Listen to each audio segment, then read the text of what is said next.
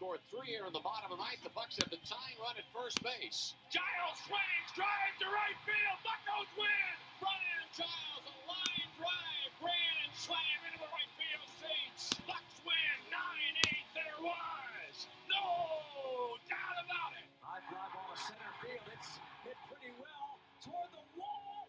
Gone!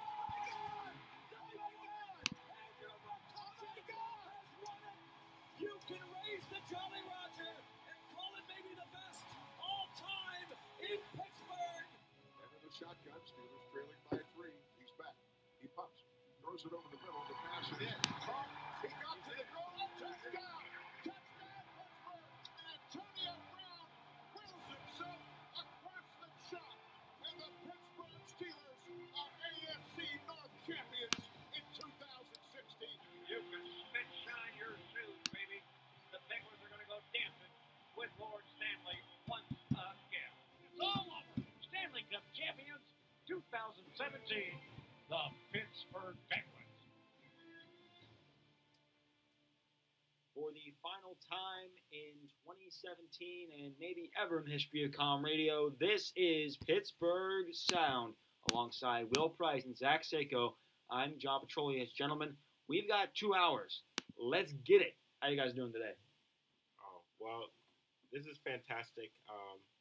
I could not pick a better way to end my Penn State career than to be on this show today and to talk about something I truly love, and that's Pittsburgh sports. And I'm eternally grateful to the both of you and to Comm Radio for allowing me to use my voice and to do something that I love every week.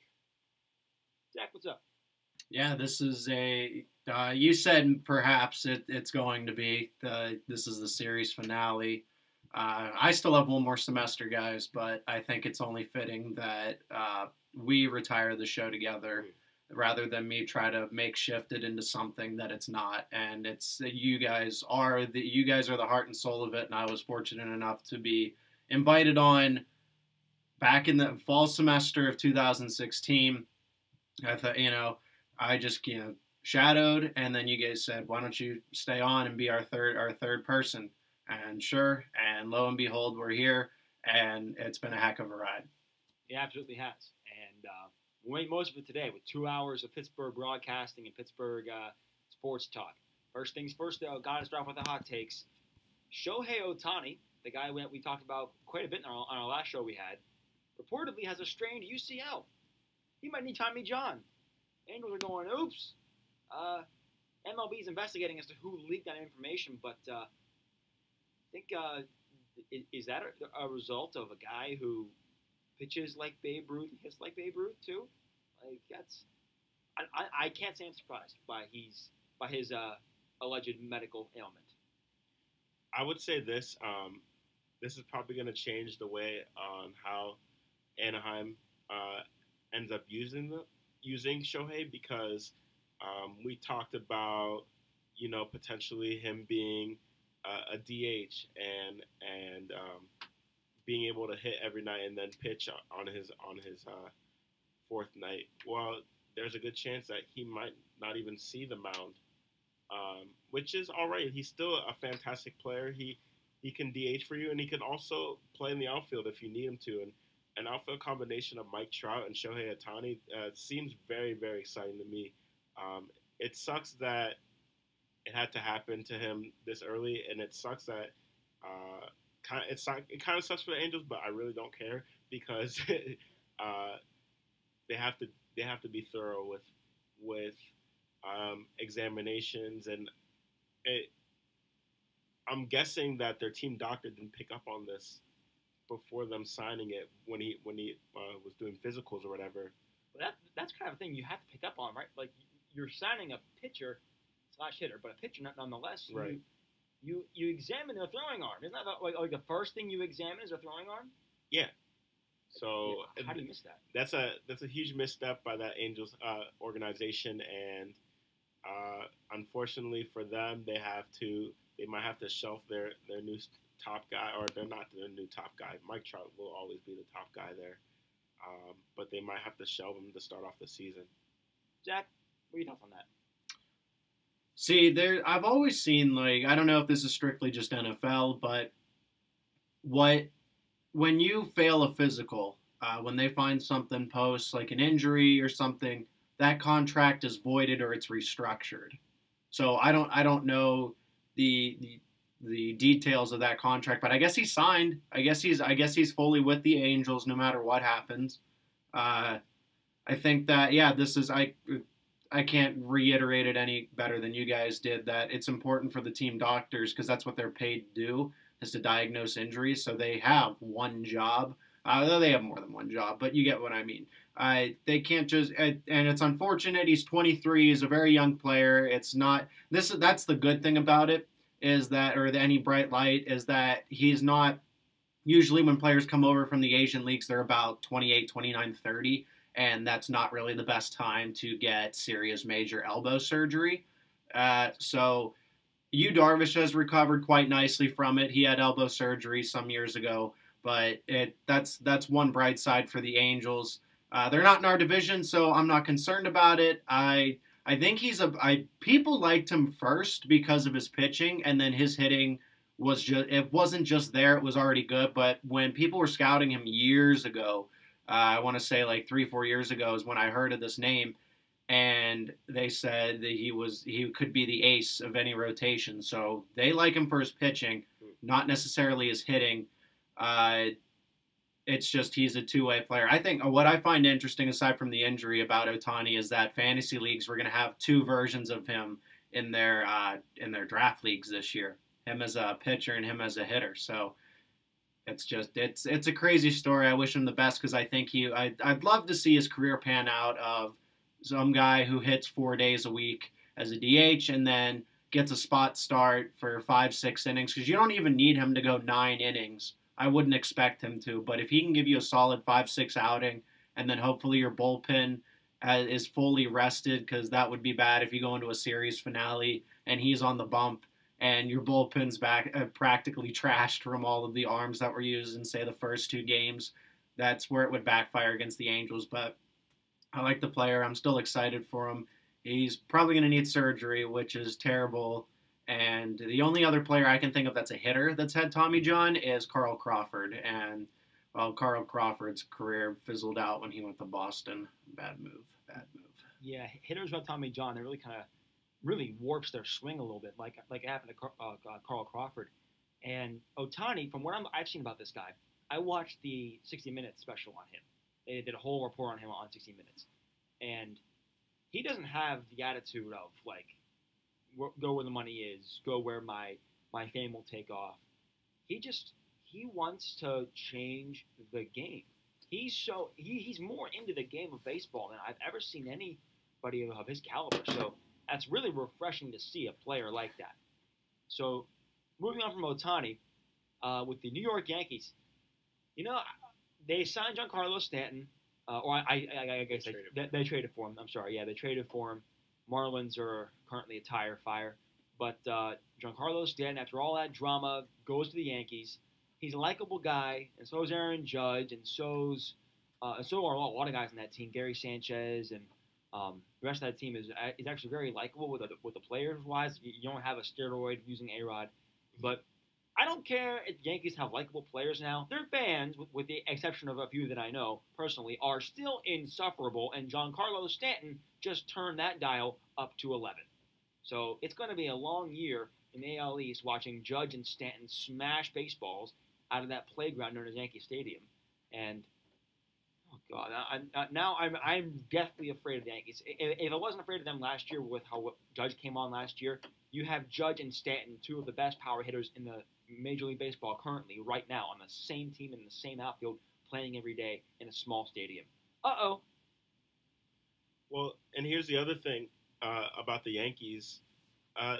They had the second best average ERA amongst their pitchers. Like, that's really crazy to me. And so if they're probably gonna lose CC Sabathia, but they've been in talks for Garrett Cole. More on that later. Yeah, we'll talk about that later. But Clint Frazier, please. Yeah. Seriously. they're only going to get better, and we might be witnessing the beginning of a new dynasty. Oh God, they're like 15th one or whatever. oh my God. Yeah, that's what money can do for you. I mean, they were able to. This was such a win for them because it doesn't hurt their payroll whatsoever. That was one of the biggest concerns. Everyone was like, well, how do the Marlins get such a bad package back? They only got Starlin Castro and some low-level tier prospects. And I said it's because the Yankees ate the entirety of that contract. That was part of the deal that people don't see between the lines. The they got a win-win for that because they can afford to do that. It's not like the Cardinals acquired Stanton and then they had to eat the entirety of his contract because then that would have set them back a little bit. But the Yankees, it's just like, it's just like a paper cut for them, really. It's annoying, but they'll get over it, maybe find a way to restructure it because I still think they'll sign Bryce Harper come 2018. So you'll have an outfield. If that happens, I honestly quit watching baseball. That's too much. Oh God. They'll find room for it. They'll unload Jacoby Ellsbury. Cesar Sabathia is at the end of his contract. All those deals that I think AJ Burnett's finally done. Even those contracts where they players do not play for anymore, like A-Rod, like AJ Burnett, all that cap space is still occupied, and it's the fact that they can get Stanton and even talk about Harper when they still have to pay A-Rod his $30 million a year, Burnett his $22, Sabathia his $25 per year, and all those contracts are going to be up together. They're going to be finished together all at the same time or subsequently to where they can afford to have Stanton's contract, extend Aaron Judge, and get Bryce Harper, and at the same time still be able to pay Aroldis Chapman, David Robertson, extend Dellin Betances. Dini Gregorius, Brett Gardner, Gary Sanchez. Well, see, that's the thing. If there's Bryce Harper, Brett Gardner becomes expendable. You can trade for some younger arms because Severino will still be under a light contract. There's a lot of guys that Greg Bird will still be under a light contract. You don't have to sign Didi right away because he's still under arbitration for a few more years. But if you're looking from now until 2020, they are set up to make a 2-3 year run. That's not how sports works, obviously, right? If we've seen anything, it's that the team that's on paper that is the best, no one can touch them. How often do they win the championship? Not really that often. I mean, we've seen the Warriors do it in the NBA most recently because of the addition of Kevin Durant. But we've had in the past, especially with baseball, we've seen smaller market teams take over the competition. New York Mets, the Kansas City Royals, the Pirates for a couple seasons. Cleveland Indians. Yeah, the Cleveland Indians. Well, the Cleveland Indians made smart moves and smart managerial decisions, but if you look at teams like the Royals that built the Oakland Athletics, teams that just somehow come out of nowhere, get 95 wins, and get into the playoffs, and then make it to the ALCS or even the World Series. It's not these firepower teams. The Nationals, they were the best team ever. Same with the Angels when they picked up Zach Greinke with that trade. They were unbeatable, untouchable. Some of them didn't even crack the playoffs. So I will look at the Yankees and say, wow, they have a really talented lineup, but what if one of those guys gets injured? What if they trade for Garrett Cole and some of those prospects that could have been nice depth? They don't have that anymore to make up for an injury. That's the thing. So, yes, the Yankees will most likely win the division. I think the Rays are going to sell, the Orioles are going to sell, and the Blue Jays are still reeling from how old their players are. So it's really just them and the Red Sox. So both of them, or at least one of them, is going to come out of that two-dog fight. And it's probably going to be the Yankees because not only are these guys young, they're super talented. Yeah, it's ridiculous. Really, really concerning for the rest of baseball. If you're a Yankees fan, all power to you. All the money and the power in the world to you. Power. Lots and lots of power. I'm sure Mandy is happy. I'm sure Mandy and Pelter and Molesky and all of our com radio buddies who are Yankees fans. That's what's wonderful. So we in our small market studio will take a break, and when we come back, we're going to discuss that whale of a Ravens game, that whale of a Ravens-Steelers game that happened this past weekend. The Steelers are AFC North champions, but the fight is just beginning. It's Pittsburgh Sound, 2-hour spectacular to close out the semester on Com Radio. It's the holiday.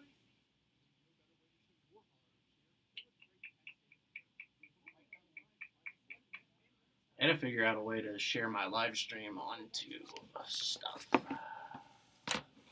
Alright, so let's bring you forward. Everyone gets a close-up of my face. My computer's on fire. We'll share that to Lay Twitter.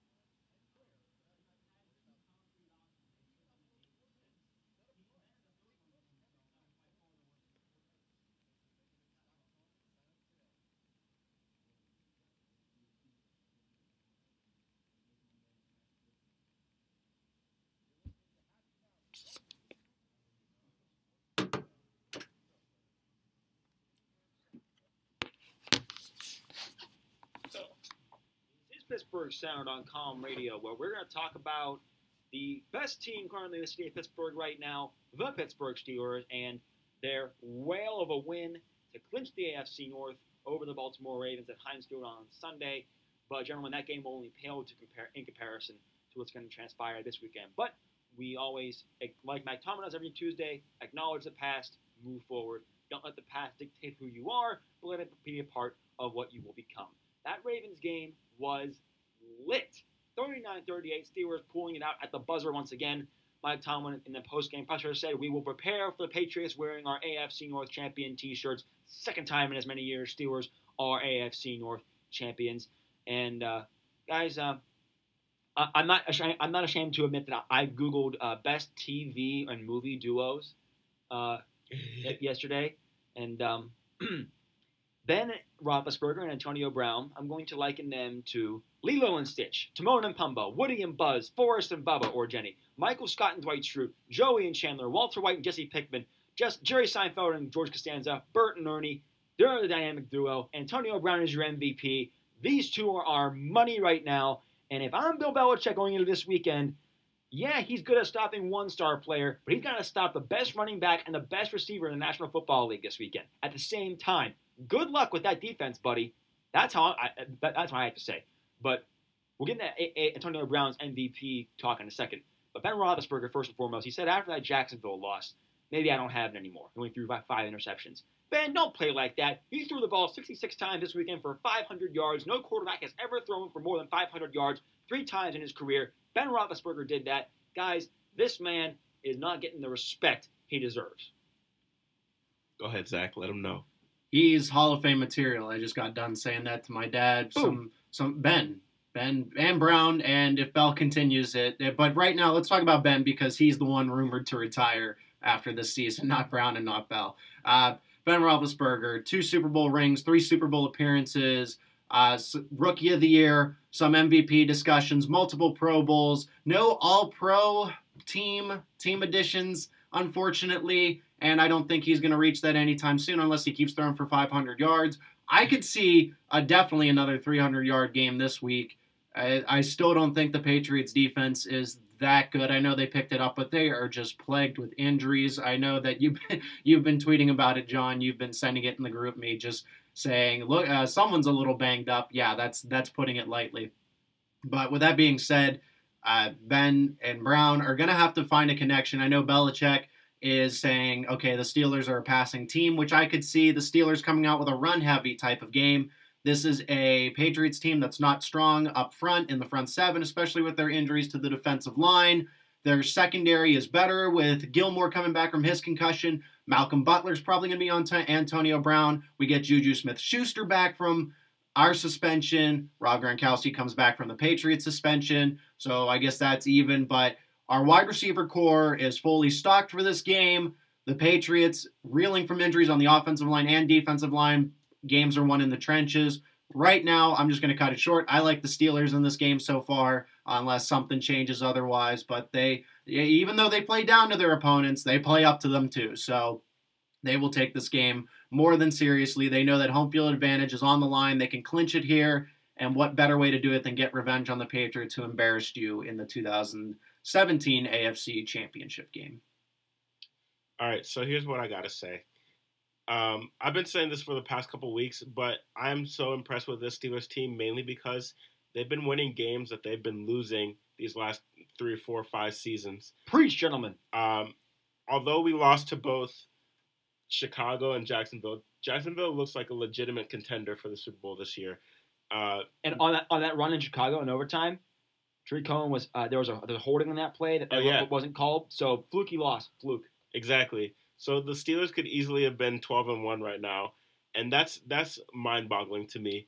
I'll give Jacksonville the credit that they deserve because I picked them as a sleeper team at the beginning of the season. I saw the talent that they had acquired and that they've drafted over these last couple of years, and thought, why not? Like, why not Jacksonville? And I think the Steelers underestimated them. They thought that this was a game that they were going to have to play down to, and they found out quickly they needed to play up. And Ben at the beginning of the season did not look like the same player. I can see why he would probably say, maybe I don't have it anymore. Well, I ripped Ben a new one after that because you have to have more confidence in yourself when you're a Hall of Fame level quarterback that Ben Roethlisberger is. And I think the Steelers, despite the amount of yards that they gave up to this Ravens offense, they looked very strong. And I think one thing too is that there's a lot of people down on the Steelers after this game because they had to win such a close one. But it wasn't until the end of Monday night when the Patriots lost in Miami when people were like, oh, maybe the Steelers are a better team than we anticipated compared to New England. So I'm looking forward to this game being a very competitive one. I will not be disappointed if the Steelers lose as long as they are in it till the end. Because if I see another AFC Championship game or another game like they had last year with the Patriots at Heinz Field, I'm going to be very disappointed. And the blame's going to be on Tomlin and Todd Haley because they know what to expect with this team. This team has basically gone unchanged. In fact, they've probably gotten worse since last year.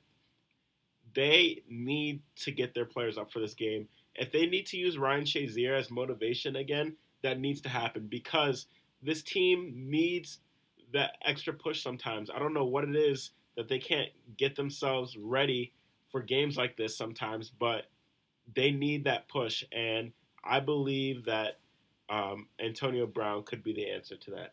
He will be, and I think they're absolutely going to get Shazier as motivation because he's their guy. He's their dude. Ryan Shazier is their brother, and when they go out there, I mean, Ben was carrying a jersey off the field yesterday, and when Roosevelt Nix made that tackle on special teams, and when he tackled that returner, like the very first kickoff, the opening kickoff of the game, and he pulled up his jersey and showed up number 50 up right there, I lost it. I was going crazy on my couch, and it was just an opening kickoff. So that's how fired up I was. I was extremely fired up in that game. And Antonio Brown, of course, looking like an MVP. No wide receiver has ever won MVP of a National Football League. But, man, you can't discount what he's done in big moments for these guys. I mean, if it weren't for that catch along the sideline against Green Bay, the Steelers may not win that game the way they did. If it weren't for his 200 yards of receiving this weekend, the Steelers may not win the game the way they did. Ben Roethlisberger threw for 506 yards. 213 of those went to Antonio Brown. Almost half. That's how reliant Ben is on him and how reliant the Steelers are on him because Lord knows Martavis Bryant isn't doing anything like that. So Antonio Brown, I'm sure you agree, Antonio Brown should at least be in the conversation for MVP. If you check my Twitter, you'll see that I've been saying this for the last 3 weeks. Antonio Brown is a legitimate MVP candidate. This man has done everything for for the Steelers team and this receiving core. Without them, they would not be the same team. And that to me is what defines an MVP candidate. If your measure of success of your team is almost reliant on your performances alone, then how can you not be considered an MVP? And this team is 11-2, like I just alluded to earlier. We haven't seen a team like this since probably their last major Super Bowl run, either against the Packers or against the Cardinals, where they were this good. And this team is reliant on Antonio Brown. We called out Antonio Brown a lot at the end of last season for being a distraction, frankly. He was being a distraction. And I think he has come back and become more of a leader in that locker room. People are looking to him. He makes everyone around him better just by his work ethic alone. And it sounds like I'm being an Antonio Brown stan right now, but he deserves it. This man has been a top 5 player in the league every single year for the last 5 years. This man he has produced more in these games this year than he has all last season. He is on an MVP and a Hall of Fame type level right now, and people are gonna remember how or where they were when they saw Antonio Brown making the plays that he has been, not only this year but for the last 5 seasons. And last thing I was saying about Brown, if he gets that Super Bowl, there's no way you can keep him out of the Hall of Fame. There's no way, because business is booming. One more thing on the Ravens game, and Zach, I want to talk with you about. I will too as well.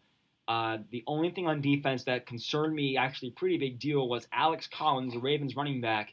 He looked like Barry Sanders out there. He was grounding and pounding that defense, a little concerning for the Steelers. The Ravens were able to control the line of scrimmage, and the Steelers couldn't tackle.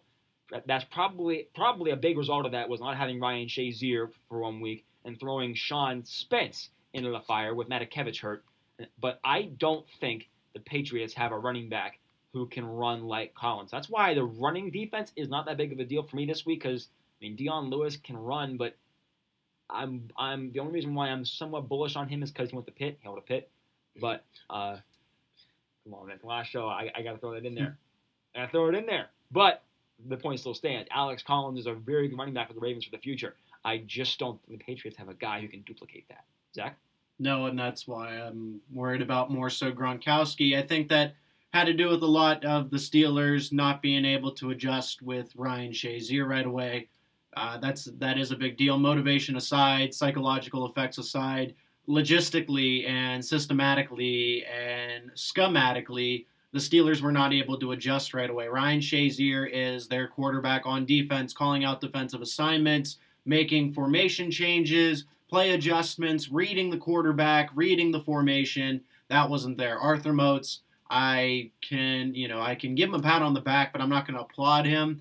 I think he stepped in admirably, but who really stepped up was Mr. Sean Davis. Now, I know you guys watched the game, and I think Sean Davis had the game of a lifetime early in his sophomore season, or I guess in the middle of his sophomore season, early in his career, and what a way by him to step up. He played physical. He really kind of took over that Polamalu-esque thing where he was just flying all over the field. Now, I'm not making a comparison, but if I had to say one game resembled that, it was Troy Polamalu, because Ryan Shazier plays so differently, and the fact that he covers the middle of the field, whereas Sean Davis was playing sideline to sideline and, down in the box and up over the top. So I like what I saw from Davis. He's going to have a big task covering Rob Gronkowski on Sunday. That's a big deal. I think that's going to be a big test. Now Rob Gronkowski's rested. It's going to be tough to stop him, to limit him. I can't, we'll see. We'll see. The Steelers said they have a game plan in place. I'm hoping so. Something that's clean, something that's smart. And I hope that, because I don't want to say injure him. No, that's not right. That's dirty. But a clean, no, something where you can hold him. I'm not going to condone that. No, something where it's like 5 receptions, 50 yards, and a touchdown. I'm totally okay with. But then if you're going to double cover Gronk, that's what I'm worried about, having Brandon Cooks over the top. And our deep threat defense isn't really the best. Mike Mitchell's not the fastest. He's our free safety. I feel like if anyone's going to have a big day on the Patriots, it's not going to be Gronk. It's going to be Brandon Cooks. So let's just put that there. But back to the running defense that you mentioned, JP. Alex Collins, yeah, he looks like a future running back. I don't know how the Seahawks let him go, especially when their running back rotation's in shambles. They're using Mike Davis. I don't know if you remember him from South Carolina. Mike Davis, who's bounced around from the 49ers and everywhere else, how many teams he's been on. But the Seahawks are probably like scratching their heads, man, why did we let him go? And that's the foundation of the Ravens game. They're a ground and pound team. They like to control the clock, but it was really scary to see that Flacco was basically clean against the Steelers. Now, that actually happens quite frequently. They come into Pittsburgh. Flacco plays almost an entirely clean game up until the fourth quarter when it matters most, because that reminded me of that playoff game a few years ago when they did go to the Packers in the Super Bowl down in Dallas and lost that game. But that tale of two halves, it was more like a tale of two quarters, because the Steelers and the Ravens were neck and neck in the first half. And then the Ravens took over the third quarter, but the Steelers just blew them out of the water in the fourth. So if we're going to, kind of play history here, the last time that the Steelers made that fourth quarter comeback at home against the Ravens like that, but it was in the playoffs, was in 2011 when they went to face the Packers in the Super Bowl. Hopefully we can change fate with a win instead of a loss this time around. They did it last year against the Ravens at home to win the division, and this year as well. Same circumstances, last-second scores to win it, to clinch the division. You love to see it in rivalry games. The Steelers did it the past 2 seasons, but we got a bigger one on the horizon. Don't blink, because the Steelers are in the kitchen. If you can't take the heat, get out. When we come back, the Super Bowl has arrived. Everybody shut your windows, bring in your pets, lock the doors, hide your kids, hide your wife. The moment you've all been waiting for is among us. Steelers-Patriots matchups next on Pittsburgh Sound. It's the holiday season, and there's no better way to show your holiday cheer than with great Penn State apparel. Right now, Lions Pride has select men's and women's Nike t-shirts for only $19, and it's your one-stop shop for all of this season's bold gear. Or, if you want to restock your closet with Penn State gear, no one has a better selection than Lions Pride's online shop at lions-pride.com. Whether you're buying a gift for someone you care about, or want to bundle up for the snow, don't forget to stop by Lions Pride for all of your holiday needs. Everyone saying they're going to bring you the best scorching hot sports takes? Well, tune in to Around the U every Tuesday from 4 to 5 with Brian McLaughlin and Will Desitell to hear your most frigid, ice-cold sports takes of the week. That's right, not hot takes, but cold takes. Tuesdays, 4 to 5, Around the U for your correct and cold sports takes. Rock on, Steeler Nation. Wave those terrible towels. You are listening to Pittsburgh Sound on Radio. There has never been a more important, hyped-up regular season game at Heinz Field than there ever will be before this one this weekend. Penn State and Pittsburgh? NFL game. Okay, there we go. Because I was at that Penn State game. I called that game for a Com Radio. They sold out. That was like the first Pitt sellout game in a long time. Okay, Ever. We are on the brink of the greatest NFL game at Heinz Field regular season history, and you guys are bringing that up really right now. I guess I said Hillary Pitt in the last segment, so you guys are. That's only fair. Hey, they won. I don't know what you're upset about. As my boy Antonio Brown would say, karma. Karma. That was great. Vontez, perfect. What a joke. But seriously, ESPN NFL Countdown is coming to Pittsburgh to do this game day style. That's the first. That's actually the second time. But the first time they were doing it on American soil, because the first time they ever did that, they went to Mexico to cover the first game they ever played down in Mexico. That's how big this game is. ESPN recognizes that this game is that big because there's so much more on the line right now than first place in the AFC and home field advantage in the playoffs, because the rest of the AFC, with the exception of maybe Jacksonville, is kind of a joke. Whoever wins this game is going to face the loser of this game in their home stadium. So this is guaranteed, like a part. Assuming, like Mike Tomlin said, everybody does what they're supposed to do. This is going to be part one. That's how big this game is. But anyway, storylines heading into this one. Rob Gronkowski, I believe, he should have gotten more than one game suspension. Speaking of karma, than if Juju got one game for Burfict and George Iloka got none on his blatant helmet-to-helmet targeting of AB in the end zone. I don't know how AB held on to that ball against the Bengals, but Because he's the GOAT. yeah, he is the GOAT. But just this is our weekly bash of the NFL. NFL just front office and how just awful inconsistent they are at handing down suspensions, because Gronk literally dropped an elbow WWE style. Juju threw a clean block. George Iloka targeted AB with his head, and they all got either the same suspension or none at all, and it's only one game at most. What? We all know that the NFL doesn't have a great track record with these suspensions and fines. To me, I think the Gronk situation did warrant a 2-game suspension, and mainly because it was completely malicious. There's a thing with both the Juju hit and the Iloka hit, or the Juju block, because it wasn't really a hit. It was a block. They weren't on level field, and Juju did stand over him, which is why I'm guessing that's the rationale for suspending him. Okay, then fine him for that. Fine him for the taunting. Don't suspend him for the hit. Exactly. And the Iloka one did happen during gameplay. Gronk's not only did not happen during gameplay, it happened on the sideline after the whistle, and there was like a solid. You can see Gronk like revving up, ready to knock this guy's brains out. And I like Rob Gronkowski a lot, actually. If there was any Patriots player that I liked, it would be Rob Gronkowski. But to me, I couldn't condone anything that he did during that, and he got suspended, rightfully so. It should have been 2 games, in my opinion. It's hard to condone really suspending players for more than 1 to 2 games because of like how much that's a game check for an entire week. It's not like the NBA where if you get suspended for 2 games, you're not missing a whole lot, or really any other sport outside of football.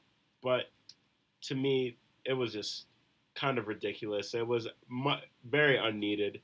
Whereas Iloka was trying to separate AB from the ball, albeit illegally, but he did it. And Juju was making a block for Le'Veon Ball. Not Le'Veon Ball. Oh gosh, that'd be LeVar Ball's forgotten that son. Would be bad. We went a whole semester without saying LeVar Ball's name. It's the last show. I'm so sorry. Freudian slips. And We can talk about LeVar Ball in the second hour. no, Yes, no, let's do it. absolutely not. Yes, You said we are spending a whole half hour needed of stuff this to show. fill. Absolutely not. We're not talking about that idiot for a whole half hour of. All right, the what show. about Lonzo? I think that our second hot take segment in the second hour. Lonzo Ball, Rookie of the Year, to fight me. No. I'm just No, messing. I'm please. messing. Let's. We're gonna spend the second hour talking about Pirates because Pittsburgh Sound. My. They don't do anything. What is there to talk about? Case closed. All right. The fact that they're not doing anything and how infuriating that is. But anyway, Rob Gronkowski, he should have gotten 2 games for his hit on Tre'Davious White for Buffalo. He didn't. He got 1. He's playing this weekend. A big reason why Patriots lost to Miami, I believe, was because Gronk wasn't in the lineup. But that said, he's playing in this one. Schematically, how do we stop it? Let's put on Keith Butler's hat and Mike Tomlin's hat and the rest of the Steelers defense, John Mitchell's hat. How do we stop him? You got Sean Davis, Bud Dupree, and T.J. Watt on the Steelers defense. They seem like the most viable guys to cover him man-to-man. But all those guys are giving up to 60 pounds on Gronk. And, of course, you can't let him sit there in zone coverages. I think, personally, you got to chip him at the line. Don't let him get off the line without taking a shot. And like Davis said this week, got to put on your big boy pants and just hit him. Like, go after him. Be aggressive. Don't sit back there in that zone like you've been doing against this team every other time you've played them. Just get on them. Attack. And these 3 guys, I believe, will be the ones tasked with that. Davis, Dupree, Watt, I believe, in that order of how they're going to do it. Because Davis, of course, good cover safety. But Dupree is very fast and can hang with Gronk and hit him. T.J. Watt also has very similar speed and good in coverage. So, any arguments about that? For me, the Steelers need to be fundamental, and they can't play on emotion like they have been these last couple weeks, because when they've done that, they've done stupid things.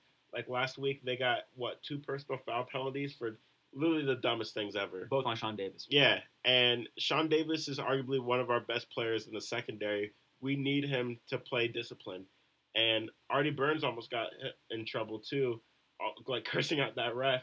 I don't blame Burns, though, because that was the most egregious PI call I've ever seen in my life. But if these guys are going to show up big against Gronk and against this against this wide receiving core, they have to play smart and they have to wrap up and tackle. It's as simple as that, really, honestly. And Zach, we mentioned earlier, the Patriots also love to throw their running backs and get their screen game going. And I believe that makes it just even more important to go man-to-man. Because running backs are just as good at finding holes and underneath zone like wide receivers can. So I'm thinking have somebody like Vince Williams in a passing down, or Mike Mitchell, another safety, cover a running back, depending on offensive personnel. Because if it's a big formation, they're probably going to run the ball, and you can stop the run. But if they're on the shotgun, you get somebody to cover either Dion Lewis or James White or Burkhead or whoever they put out there, man-to-man. Because that's going to be how the Ravens are going to beat us. I mean, the Patriots. Yeah, the Patriots can hurt us a lot of ways. I think having Shazier out of the lineup is bigger than people are anticipating, because Shazier can cover and go after the running back screens, be the perfect matchup, even though he's a little shorter, be the perfect matchup physically and athletically against Gronk, and then you can focus your attention towards Brandon Cooks. That's why I think Brandon Cooks is going to have a major day, because I think they're going to be so intent with stopping the running back screens. They're going to open up the middle of the field, and then that's when they're going to hit you over the top, because Brandon Cooks is their deep threat. And the Steelers, I don't know, we've seen it a lot that when Mike Mitchell's back there, the quarterback's good at looking him off, whoever he's played. That gaffe against the Packers really just opened it up, that Mike Mitchell's still a good hard-hitting safety. But when it comes to over-the-top coverage, Yeah. I love Mike Mitchell. I think he plays with a lot of heart. I love what he said in that in post-practice interview about Goodell and everything, and just, what kind of game we're playing. I think I know the guy is intelligent. I pray for his health to be okay, because you're starting to see more. This past week, Larry Johnson said he's living with it. Artie Burns is concerned with it, and Artie Burns is 24, if that. And just the way I've seen Shazier and Ben and Mike Mitchell deliver or take their hits. Antonio Brown. Even Antonio Brown. But as far like the guys who deliver, like Mike Mitchell especially, he just screams CTE to me, and I really hope I'm wrong. Would never want to wish that on anybody. But it's a major concern, and I feel like the NFL, they made their settlements, and it's like, okay, we don't have to talk about it. No, you do, because you're still not taking this seriously. You guys either have to educate your players and be like, look, we're going to lose a lot of money, but we care about your safety too, and that's clearly not what it is. So I don't mean to get preachy on air about that, but yeah, it's a big deal, with especially just what I've seen players close to the teams that I love. Anyway, back to how to stop Gronk. They're going to limit Gronk. I think they've focused on that. The last time they said that, Gronk went off for like 100 yards, 10 receptions, and 3 touchdowns. This is a little different, because now you don't have Robert Golden trying to cover him in the red zone. You have Sean Davis, who we've identified as a great coverage safety. And I feel a little more confident. Cam Sutton has been a revelation now in the middle of the season. Everyone's saying great things about him. So instead of running that soft zone, we can run more man-oriented and then stricter press zone blitzes, which is going to get the job done. They can't run those soft zones that try to mask their flaws as a defense. They can't. That's how the Patriots are going to beat you up, because you need to attack Tom Brady. You need to exploit the weaknesses on the offensive line and just take away the short passing game and not give him time to look deep to Brandon Cooks. And then if he does, be ready to pick it off, because Brady's going to blindly throw one if there's a Bud Dupree in his face. So that's how you got to do it. I want to say press the line, come up with crazy zone blitzes that Brady can't recognize, or he can recognize some of them, but not all of them, and just be ready to just kind of swallow the Gronk pill and take away big plays. I think that's our key here. Press, cool zone blitzes, just swallow the Gronk pill. Try as best as you can not to let Brandon Cooks get involved, but I know he is. And that's the matchup I want to look at. is Artie Burns versus Brandon Cooks. And well, first things first, Will, are you okay? Because you haven't. Yeah, sorry, I've been dealing with a cold. I don't know what happened just now, but I'm good. I'm good. All right, so now Will's okay. Got to discuss Artie Burns and Brandon Cooks, and it's as simple as this: if I'm Artie, I look at what Xavier Howard did to Cooks against Miami, because granted, no Gronk in the lineup, Cooks is going to be your de facto number one target if you're Brady in the passing game. But Brady didn't complete a pass to wide receivers until like the third or fourth quarter, like late in the third quarter. So I was watching that game very intently just to keep an eye on that, and Xavier Howard was all over Brandon Cooks. How did he do it? Man-to-man, bump and gun at the line of scrimmage. He ran stride for stride with Cooks, which I believe already can too, because the Steelers drafted him because he's a speed guy. That is specifically why they drafted him. He's a physical guy. Yeah. He's going to have to prove me with the speed if what you're saying is true. Oh, he has the speed. He was a former two-sport athlete at Miami in track, so I tend to agree with John in that situation. Oh, yeah. And Xavier Howard from Miami got physical at the line and challenged Cooks right there. And Howard's been really good. I saw a statistic that he's been absolutely shut down the past 4 or 5 games, so he's kind of like an AJ Bouye. I just have to give credit where credit's due. This guy, a lot of people are like, people don't know him, but he's actually been really shut down for the Dolphins in the past 5-6 weeks. Xavier Howard really shut down Cooks this weekend. So we'll talk about one more thing with the Steelers Patriots, and we'll go to the break and talk about the Pirates. A couple more tidbits. Joe Hayden, another X factor. If he plays, this is the best Steelers secondary that Brady's faced, because he didn't play the Steelers in 2008 against that best defense we've ever seen. So you have to think Sensabaugh, Sutton, Hilton, Hayden, and Burns. That cornerback quintuplet plus Sean Davis and Mike Mitchell can cover guys like Cooks, Amendola, Chris Hogan, and a recently signed Kenny Britt, as well as their piecemeal running backs. This isn't Deion Branch and David Gibbons we're talking about here. This is a Randy Moss. This is Danny Amendola, Chris Hogan, a former lacrosse player. They beat us last time, but you have. I think the Steelers have learned from this by now. So if Joe Hayden plays, I think the Steelers can finally go up to Brady and say, hey, we're going to hit you everything we have, and we can best you with our guys. Our guys are better than your guys. And Chris Hogan's cooled off considerably since his playoff run. He was absolutely fantastic in both their big AFC playoff games. He didn't really show up too much in the Super Bowl from what I can remember. But I agree with you. Like this Patriots team, and they're still going to find a way to stay in the game, because we said the same thing about the Ravens, and the Ravens put up 38 on us at home. That was like that. Apparently, that was the highest scoring Pittsburgh Ravens game of all time. Yep. And I remember being on Twitter and seeing a lot of comments saying, if this is what Joe Flacco is doing to them, what can you imagine what Tom Brady's going to do? Now that was Alex Collins setting up the run game and the run pass option. Exactly. Yep. So to me, the Patriots are not really going to have that.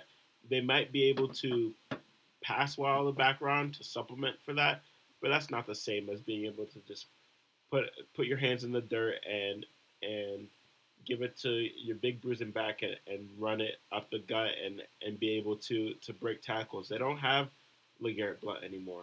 I think that was their biggest mistake, was getting rid of him in the offseason, because he was that guy for them.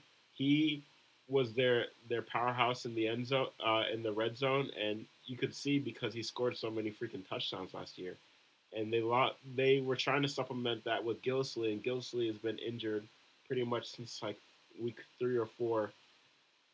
So this team, yes, I'm a little apprehensive, mainly because of Tom Brady and his track record against us, but we've seen a similar type matchup a couple years ago when Antonio Brown was a rookie.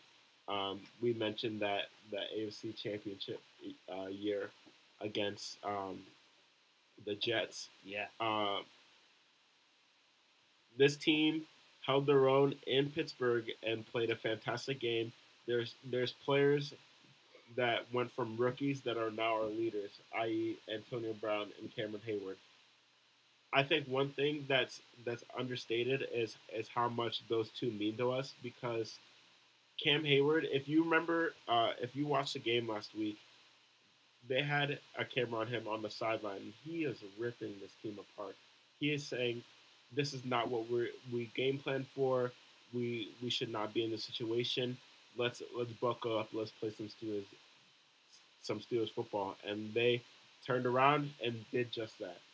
So for me, that team needs to come out on Sunday, and we can't have the team that rested on their laurels and was missing tackles and taking unnecessary penalties. That can't be us. Really can't. That's that's it right there. That's it. That's all. I'm not sure how much more we can say about this other than this. On offense, and this is my if I'm Mike Tomlin, this is my game plan. The Steelers on offense, run the ball on first down. Don't be pass happy because even with Hightower, Dante Hightower, the Patriots defense was allowing 6 yards a carry on first down. Worst that they've ever had under Belichick. Run first mentality, kill the clock, keep Brady off the field. That's always been the strategy to beat Brady. And Ben also does historically well with fewer pass attempts, although there are anomalies like last week. On defense, of course, man-to-man coverage, physical at the line of scrimmage. You can't stress that enough. But if you have to go play zone for whatever reason because of personnel, and still try to challenge receivers at the line, make things hard for them. And guys, before we go to break, let's go back in time to arguably the greatest Steelers playoff game that I've ever seen. I don't know about you guys. 2005 AFC Divisional versus Indianapolis Colts. We began that season. Oh man, they began this season 13-0. Peyton Manning was the quarterback in the prime of his career. His receivers were Marvin Harrison, Hall of Famer, and Reggie Wayne, also probably going to be Hall of Famer. And they also had Dallas Clark to throw to too. Brandon Stokes was on that team. Adrian James was running back. A stout offensive line. 13-0. And the Steelers were 11-5, 6th seed. What did the Steelers do to win that game? They jammed receivers at the line to disrupt the timing. That was the reason why Peyton Manning was shut down in that game. Keith Butler was on the sideline for that game as the Steelers linebackers coach at the time. The Patriots this time around, the team that the Steelers just can't beat, also do not have the same astute offensive line the Colts had that season, and the Steelers, with the same defensive schemes now as they had 12 years ago on that game, still put up 5 sacks on Peyton Manning, especially when it counted from Joey Porter. And that 2005 Steelers team finished the season with 47 sacks. This year's team has 41 already with 3 weeks to go in the regular season. All signs are pointing to the Steelers having the Patriots number in this one. Everything looks good, but on any given Sunday, anything can happen. So that's where we'll leave it. The signs are pointing well for the Steelers in their direction, but it just comes down to execution. Can they execute? They've done it before against the teams that just have given them a really hard time. The season isn't at stake yet. The Steelers are already in the playoffs. They clinched at least one home playoff game, but you got to take care of business against the teams you guys take care of business against. Win the games you need to win. That's what makes champions. Steelers have done it so far to this point. They put themselves in a position to do it, and if they do it this weekend, it's a big step forward in getting that 7th Lombardi. We'll go to a break. When we come back, all hell's going to break loose. Lonzo Ball. No. Just kidding. No! I had a great monologue right there, and you ruined it. Damn it. All right. When we come back, Pirates, and we're going to vent again. Pittsburgh Sound, Calm Radio. It's the holidays. Oh gosh.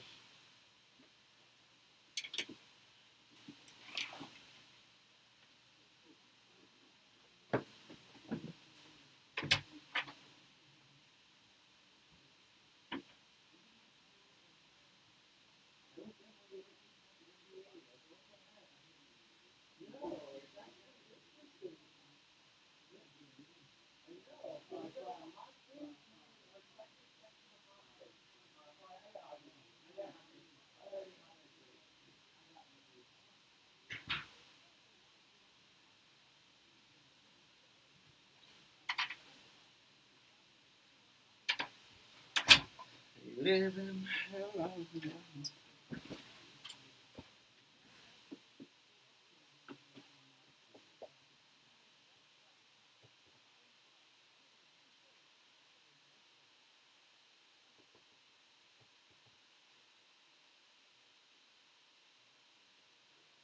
technology.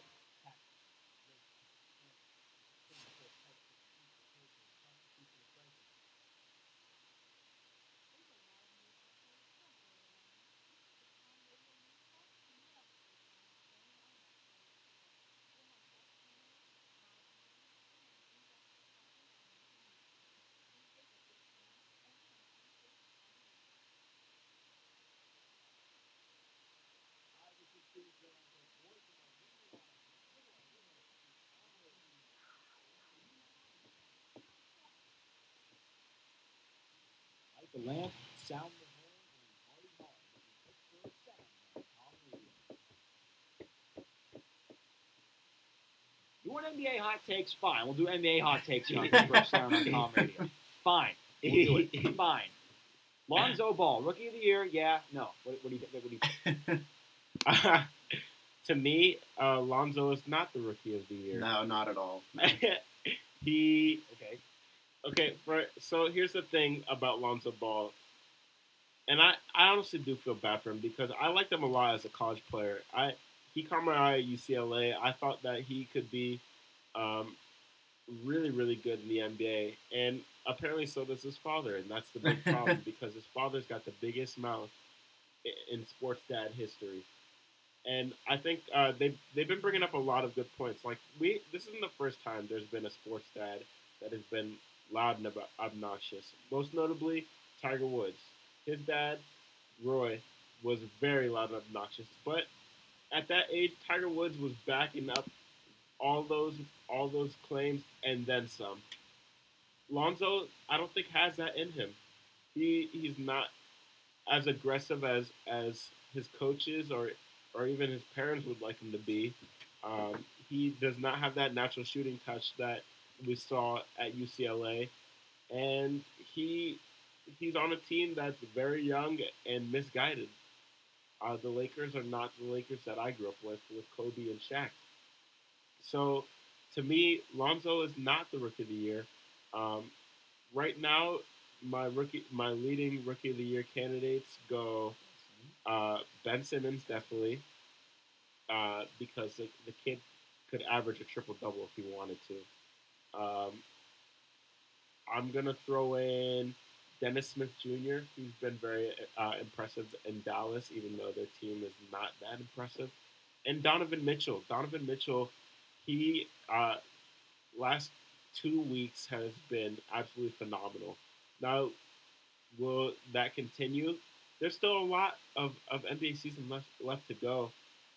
I'm just hoping that by the end of the season, we're not watching Cavs and Warriors again, because if that happens, I might just quit on the NBA for good. Oh, I already have. I never even got in the NBA to begin with. And I'll tell you what, something else. It's going to be Cavs and Warriors in the season. No. There's no parent in the NBA. No. Well, what about the Rockets, No. John? What about the Rockets? What about the That's Spurs? great. What about the T-Wolves? John? What about the Celtics? Oh, I would love to see Spurs and Celtics in the NBA Finals. I would watch that. I would watch that. I would. Yeah, I would that'd watch be an Spurs and all-time Celtics. great matchup. I would watch Sixers Celtics. I would watch Thunder and Celtics, or what. I would watch anything other than Cavs Warriors because NBA Finals is actually a decent competition. But I have a couple things to say about the NBA that are actually interesting. The other Ball brothers signing up with a Lithuanian team, I can't wait to watch them struggle over there. I'm sorry. I just can't wait for them to struggle over there. They're not built for these grown men. They're not built for going over there. And No, LaMelo's like, what is he, like 15? yeah, and they're 16? signing with a team in Lithuania where Kristaps Porzingis calls home. And in the Euro League, where the competition is so cutthroat that coaches lose their jobs after 2 seasons of winning seasons, but if they don't win the Euro League, they lose their job. I know this because I follow EuroLeague basketball to some extent with Olympiacos in Greece. I follow this, and their coaches get sacked over there many, many times. Like, just every year they have a new coach. So they had to face people like Kostas Lukas and Nick Kalatas over there, the best point guards in Europe, who are, by the way, Greek. What? No, they're going to struggle big time over there. Like LiAngelo couldn't make it at UCLA, and they're going to play over in the second best basketball league in the world. What? No, sorry, they're going to struggle big time. Second thing I have to say is Giannis Antetokounmpo is going to be the next LeBron James as the best player in professional basketball. Okay, that's your hot take because That's I think I see it as Ben Simmons. That is spicy. Yeah, I see Ben Simmons as the next LeBron. My take on the NBA, I love where it stands right now. These are it's great competition. I like that the Timberwolves formed their big three. The Thunder, well, they're not doing so well, Man, but I could go off. yeah, the Thunder aren't doing so well with their big three, and they lost an important piece that the two pieces that the Pacers are actually really benefiting from, because no one thought that the Pacers were going to be a 5 seed if the season ended tomorrow, and everyone thought that the Thunder would definitely not be an 8 seed, and I mean, I'm just looking at these standings and I'm saying, okay, the Cavs bounce back. I was not surprised about that. And especially when they get Isaiah Thomas, they'll be right there neck and neck with the Celtics. Again, the East Conference is still very top heavy. This time it's just more, we're getting a little more Celtic in there. And Sixer, a little bit. We'll see. They're fighting for an 8th seed right now. The team is still very young. I give them a couple more years. They have Ben Simmons, Dario Saric, Robert Covington, Joel Embiid. That team is stacked. They're still young. They're still young and inexperienced. I think 14-3 is a step in the right direction, but you give them 2020, they're going to be the Celtics of 2020 as the Celtics are today. I'm excited for that Celtics-Cavs Eastern Conference Finals. I think the Celtics take it. And the West, really anybody could come out of the West depending on how healthy the Spurs are down the stretch. The Warriors are always the Warriors. I love what the Rockets are doing, even though they traded away 7, 8 players for one. It's paid dividends, and they were even better when he wasn't on the floor. So I thought that was crazy. The fact that Chris Paul was out and the Houston Rockets were basically the cream of the crop over there in the West. And it's just more interesting to me this year. It's not just Cavs and Warriors. Everyone just kind of rolled their eyes. I like what Charles Barkley said. He put it best. He said, he's like, I have to sit here on camera and act like it's not going to be the Warriors and the Cavs. And yeah, that's what's bad for the NBA. But I think I just saw an article, or just people are saying now America's sport is becoming basketball, and I'm not surprised with how baseball can be slow from time to time, and just the NFL just basically shooting itself in the foot. I'm not even talking about national anthem stuff. I'm talking about them signing Roger Goodell. I'm talking about the CTE stuff. A lot of the feedback that I see, or at least not for me on my social media and the news that I read, it has little to nothing to do with the player protest, quote unquote. It has more so to do that the game's, 1, boring. It's just boring to them. And 2, it's dangerous. So why should I support players being speared in the head, getting their spines hurt and almost nearly paralyzed? And the fact that there's just when they need to make changes, they refuse to make changes, i.e. Roger Goodell. So that's why the NFL's taken a step back, and the NBA is certainly way more appealing than it has been in the past 3-4 years. So I kind of believe it. If someone tried to say the NBA is actually more popular than the NFL and MLB, I'd put a stake in that. Yep, that is probably true. Yeah, that's objectively true, and everything you just said makes total sense. I just don't like. You know what? I will concede this. If Pittsburgh had a team, I get into the NBA. Right, exactly. I don't root for anyone. I want players to succeed. Like, I am a huge believer that LeBron James is better than Michael Jordan. Yes, he is. Michael Jordan has all the... I retweet it all the time on my Twitter. Anytime, I think his name's Nick Wright. Him and Chris Carter do a show together on Fox Sports 1. And Nick Wright is a huge LeBron fan. But he is objectively, he's like, LeBron he's not human. He's statistically proved, like, he should not be this good this season. He should not be an MVP candidate. He should just be an impact veteran. Well, he is an MVP candidate. He's still the best player in basketball right now. And Michael Jordan had to leave the league, play baseball a few times, come back to the league. He also had pieces He beat the Monstars. Yeah, okay, see, unless there's a Space Jam 2, I don't know how LeBron competes with that on the resumes. But statistically, if LeBron played Michael Jordan one-on-one in both of their primes, if you could take prime Jordan, prime LeBron, LeBron would win in a one-on-one match. Obviously, the accolades are, as far as statistics go, LeBron is better. As far as championship and goals, not really. But individually, LeBron is statistically and skilled and just better almost all around, except scoring. But he's a better defender, he's a better passer, and he's a better rebounder. Jordan was definitely a better scorer and a better shooter. But the fact that in year 15, LeBron is the best, he's shooting the best that he's ever in his career in year 15, just shows how good he is. No one's going to ever be able to do that. No one, ever. That's my hot take. That's a very good argument for that. I just think Giannis Antetokounmpo's going to pass him. I hope so. I root because I don't want to be like, well, there's no one ever. I want people to challenge it, but I respect LeBron so much that I hope no one ever passes him throughout history. But I hope people challenge it because that's what makes it interesting. I'm just such a big LeBron fan. I don't like blindly support him or anything, but I want him to do best because I think he gets so much criticism for just for the sake of being good. I think it's just ridiculous. Just there's people who barely admit that he's top 5. Like that's insane. Yeah, I was talking to some friends the other night about LeBron. To me, just him getting to 7 straight finals, to me, puts him pretty much at the top of my list. I wonder if he played in the West, if he would have gone to all 7. But also wonder, like, if he was playing in the West and he gets to the finals, who's gonna stop LeBron all those 7 times? You know, the East is centered around LeBron James, and I think he knows that, and that's part of the reason why he stays there. That and family too. But if LeBron were to say go to the Lakers, they're an instant title favorite. And LeBron, I think that's the big thing too, is LeBron literally makes everyone around him better. Like he has the most impact on a team than any player has had in NBA history, in my opinion. And if you can't replace him, then why is he not the GOAT?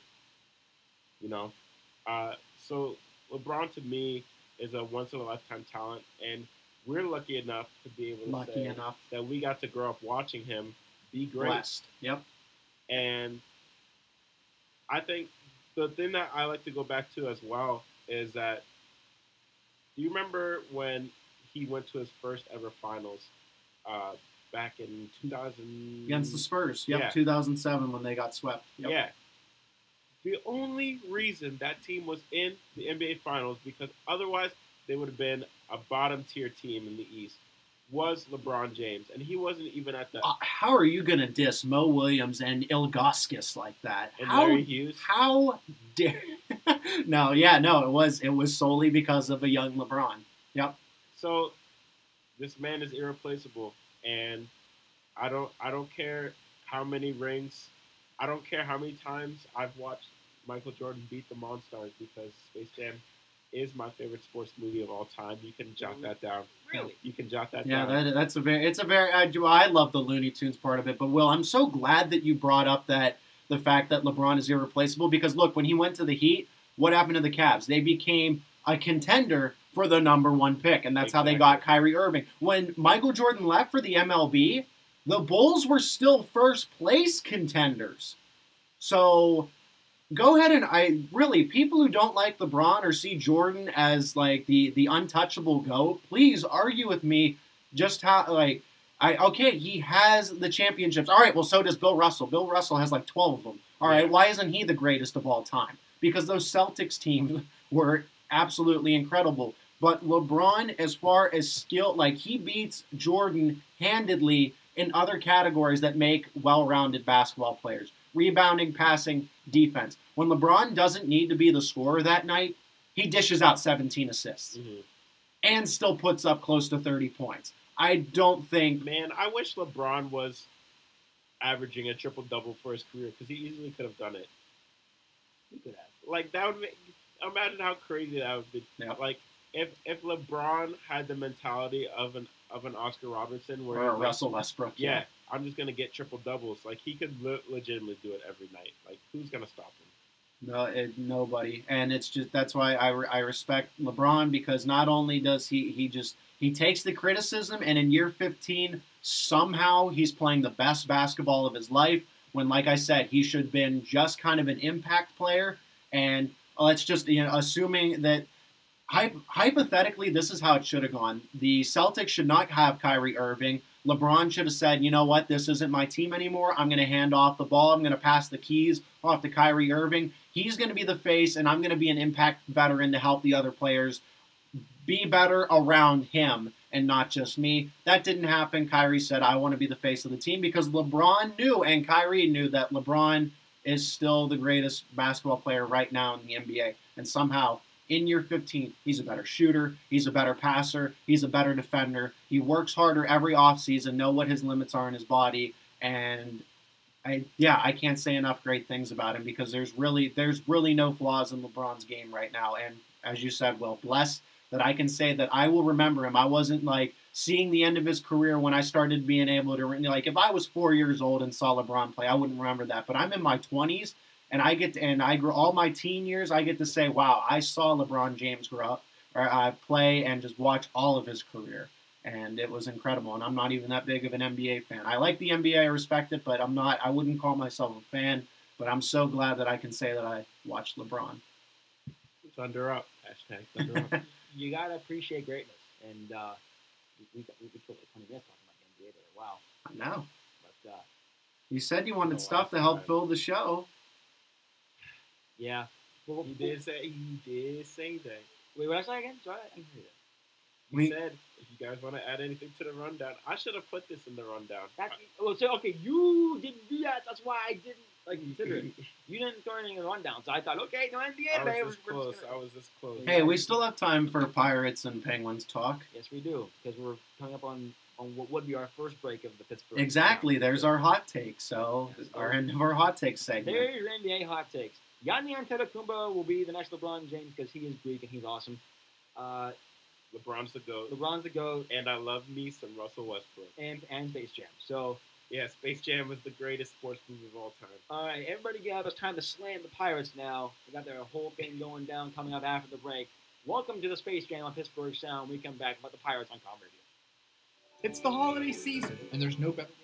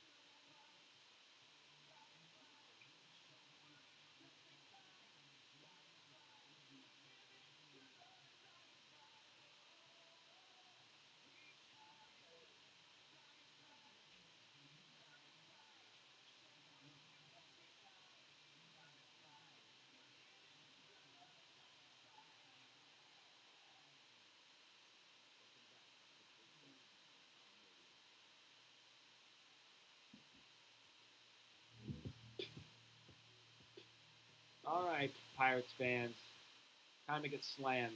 The team's about to get slammed on Pittsburgh Sound with Will Price, Zach Saco, and John Petrolius. If I could describe the winter meeting for the Pirates in 2 words, it's do something. They're currently at a crossroads where they can either sell everybody not named Tyon, Bell, or Rivero, go into full Astros rebuild and win the World Series in 6 years, or spend money to put some winners on this team. Because this Pirates team as it stands right now currently is only a piece or 2 away from getting back to that 98, or maybe not 98, but like 90 win threshold and making the playoffs again. Maybe not win the division, make the playoffs, and make it appear like you're winning. So to do that, you got to sign Mike Moustakas or Todd Frazier at third base. Actually pull the trigger and sign Xavier Cedeno instead of not calling him back like a bad girlfriend. Productive bullpen help. Eventually, this bullpen-rich market, Will is over here shaking his head. Man, I am on a roll today. Last show, pulling out all the stops. Eventually, the bullpen-rich market is going to run out at some point. So, you got to drop this habit of sitting around and not doing anything. They legitimately went through the winter meetings not doing anything. So if you go in that rebuild mode, you can sell Kutch and Cole and Harrison, get some prospects back who you can turn around in a year or two. Make sure if you do that, you get some prospects who can turn around in a year or two in the Major League players. None of this single A ball nonsense where they take like 5 years to get there and then they never materialize. I.e., if you trade Cole to the Yankees, Clint Frazier better be in that return package because he is under team control for 5 years and he's making chump change and he's going to be really, really good. If Stanton weren't on the Yankees, he'd be on the Yankees right now. That's how good this guy is. So do that. And then Austin Meadows, bring him up. And then Mitch Keller and Shane Baz. And Tyon gets better. And Williams and Cool. And the rest of the bullpen. Rivero gets better. Everybody improves while you rebuild it. And give them all pieces that you just couldn't win with before. Or, like I said, spend the money to actually get a third baseman. And then all of a sudden, if your team bounces back the way you keep saying it will, you'll actually have a decent squad in 2018. But what's Neil Huntington doing right now? He has made a third option for himself. He is doing the baseball version, not being able to decide on a restaurant for dinner, and instead ultimately eating a bag of Doritos for dinner instead. He is on the record as essentially saying, we don't know what the you-know-what we are doing right now. We can blame Bob Nutting for all we want for being really cheap, but Neil Huntington compounds the problem by spewing endless crap to the media. My favorite quote at winter meetings, Neil Huntington said this on the record. He said, quote, I thought our best chances to make the playoffs out of all those years from 13 to 16 was 2016. After he had won 98 games in 2015 and came out with a rotation in 16 of Garrett Cole and Ivan Nova, okay, but Jeff Locke, Ryan Vogelsong, and Juan Nicasio. What a joke. The only positive thing I can say about Neil Huntington right now, after not doing absolutely anything at winter meetings, is that at least we're not the tire fire that is the Miami Marlins. Shrug emoji. Oh gosh, John did all the work for me. I just want to kind of put a different perspective on it. I don't agree with the buying. I don't think the Pirates should buy at all because McCutchen's window is nearly closed, and I think it would be beneficial to him to. I know he just named his child Steel, in reference to Steel City, Pittsburgh. Love him to death. He's done great things for Pittsburgh, led them to multiple playoff berths, playoff contentions. He'll go down as one of the greatest Pirates ever, at least in my lifetime. But the reason I don't understand why they're not making these trades to get prospects so that they can do the Astros rebuild and play small market ball like the Astros have, like the Royals had, just stock up on prospects and then go and trade for those pieces when your time is due. These guys, here's two reasons why. One, if you trade McCutchen, Harrison, etc., you have the pieces to replace them. Particularly in the outfield. Austin Meadows. The only reason he's not in the majors right now is because, well, one, he was injured last season, but two, roadblock. Roadblocks all from your corner to your center outfielder. Roadblocks. And even still, I would consider trading both Marte and McCutchen, keeping Polanco, getting Meadows, put him up in center field, trade for a first baseman, move Bell back to outfield where he's a little more comfortable. The fact that they still have to switch Bell out in the final innings, they don't think that his bat is worth enough in the lineups because his defense is so porous. It's so mediocre. I think that's ridiculous. If you're going to make a trade with the Yankees, I would trade Garrett Cole for bullpen, someone in the bullpen they can use, Greg Bird and Clint Frazier.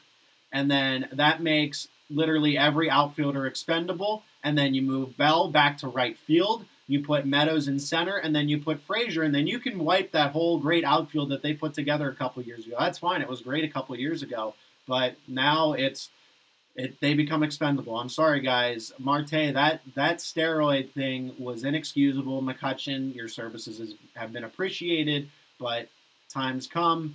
And baseball's all about business. I get it. I understand the emotion of it. Especially in Pittsburgh, where everyone I talk to, family, friends that are diehard Pittsburgh fans, they love McCutchen. They can't stand to see him go.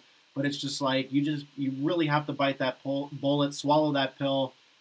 It's It's not easy, believe me. I wouldn't blame the Pirates and say like, oh well, they don't know what they're doing. No, they do what they don't know what they're doing by the inaction. I would have at least traded Josh Harrison and Garrett Cole at the deadline. I don't know why they're holding on to these guys because Garrett Cole, when he is done with arbitration, he is not going to sign with the Pirates. He is not going to sign with the Pirates. He wanted to go back. He wants to go back to LA so badly. I could have seen him be. I thought they were going to trade him to the Dodgers at the deadline, but why would that make sense? Why would that make sense to Neil Huntington in the front office? That would have never made sense. And then they could have brought back maybe Julio Urias and another guy. I think that would have been a fair trade. But regardless, I think that the Pirates need to sell. They need to sell. McCutchen, Harrison, Garrett Cole, Marte, and Polanco they should all be listening to talks for them. All those other guys, their current prospects are off limits. Bell is off limits.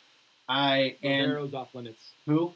Felipe Rivero. Yeah, Felipe Rivero, because they control him for like 3-4 more years, and he's the best NL reliever right now. Yep.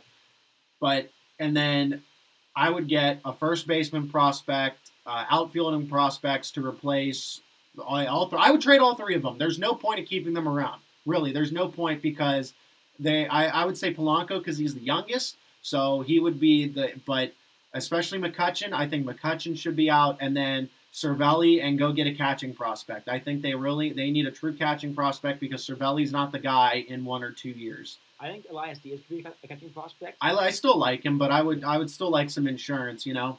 Yeah. And then keep around Jordy Mercer to mentor Kevin Newman. He's your next shortstop for the Pirates. And Kevin Kramer. I like Kramer too at second base. And Kevin Kramer at second base. Harrison, goodbye. Take his $10 million a year for a bench player out of our team, please. I like the trade you mentioned with the Yankees that could possibly happen. Cole for Clint Frazier, Greg Bird, and a bullpen prospect. Yep. That makes me excited because you can move Bell into right field where his natural position is. His arm is very good. I like that a lot. And then you throw Meadows in center and Frazier in left. All of a sudden, you have a very high potential outfield there, or however else you want to. Those are all great bats. Meadows. There's people predicting that he could hit 20 home runs, bat 300, and steal 20 bases. Bell. People are predicting Bell to hit 35 home runs, bat 270, and 100 RBIs. And he's a switch hitter, so you don't need to platoon anymore. At first base, at Greg Bird, you might. Depend. He's really bad against lefties, so they still might do that platoon thing, which I'm fine with. But Greg Bird is sound defensively. I'm tired of them trying to put people who have never picked up a first baseman's mitt. They're forcing people to play first base who are just not comfortable with it, just because they are so afraid to go out there and get a real. I don't know why they can't go get a real slugging first baseman. I don't know why that is so hard for them. They had the opportunity in 2015 to get Kendrys Morales. They passed up on that, and Kendrys Morales ended up being stat-wise the Royals' best hitter across the board on that World Series team as a DH, but still a first baseman.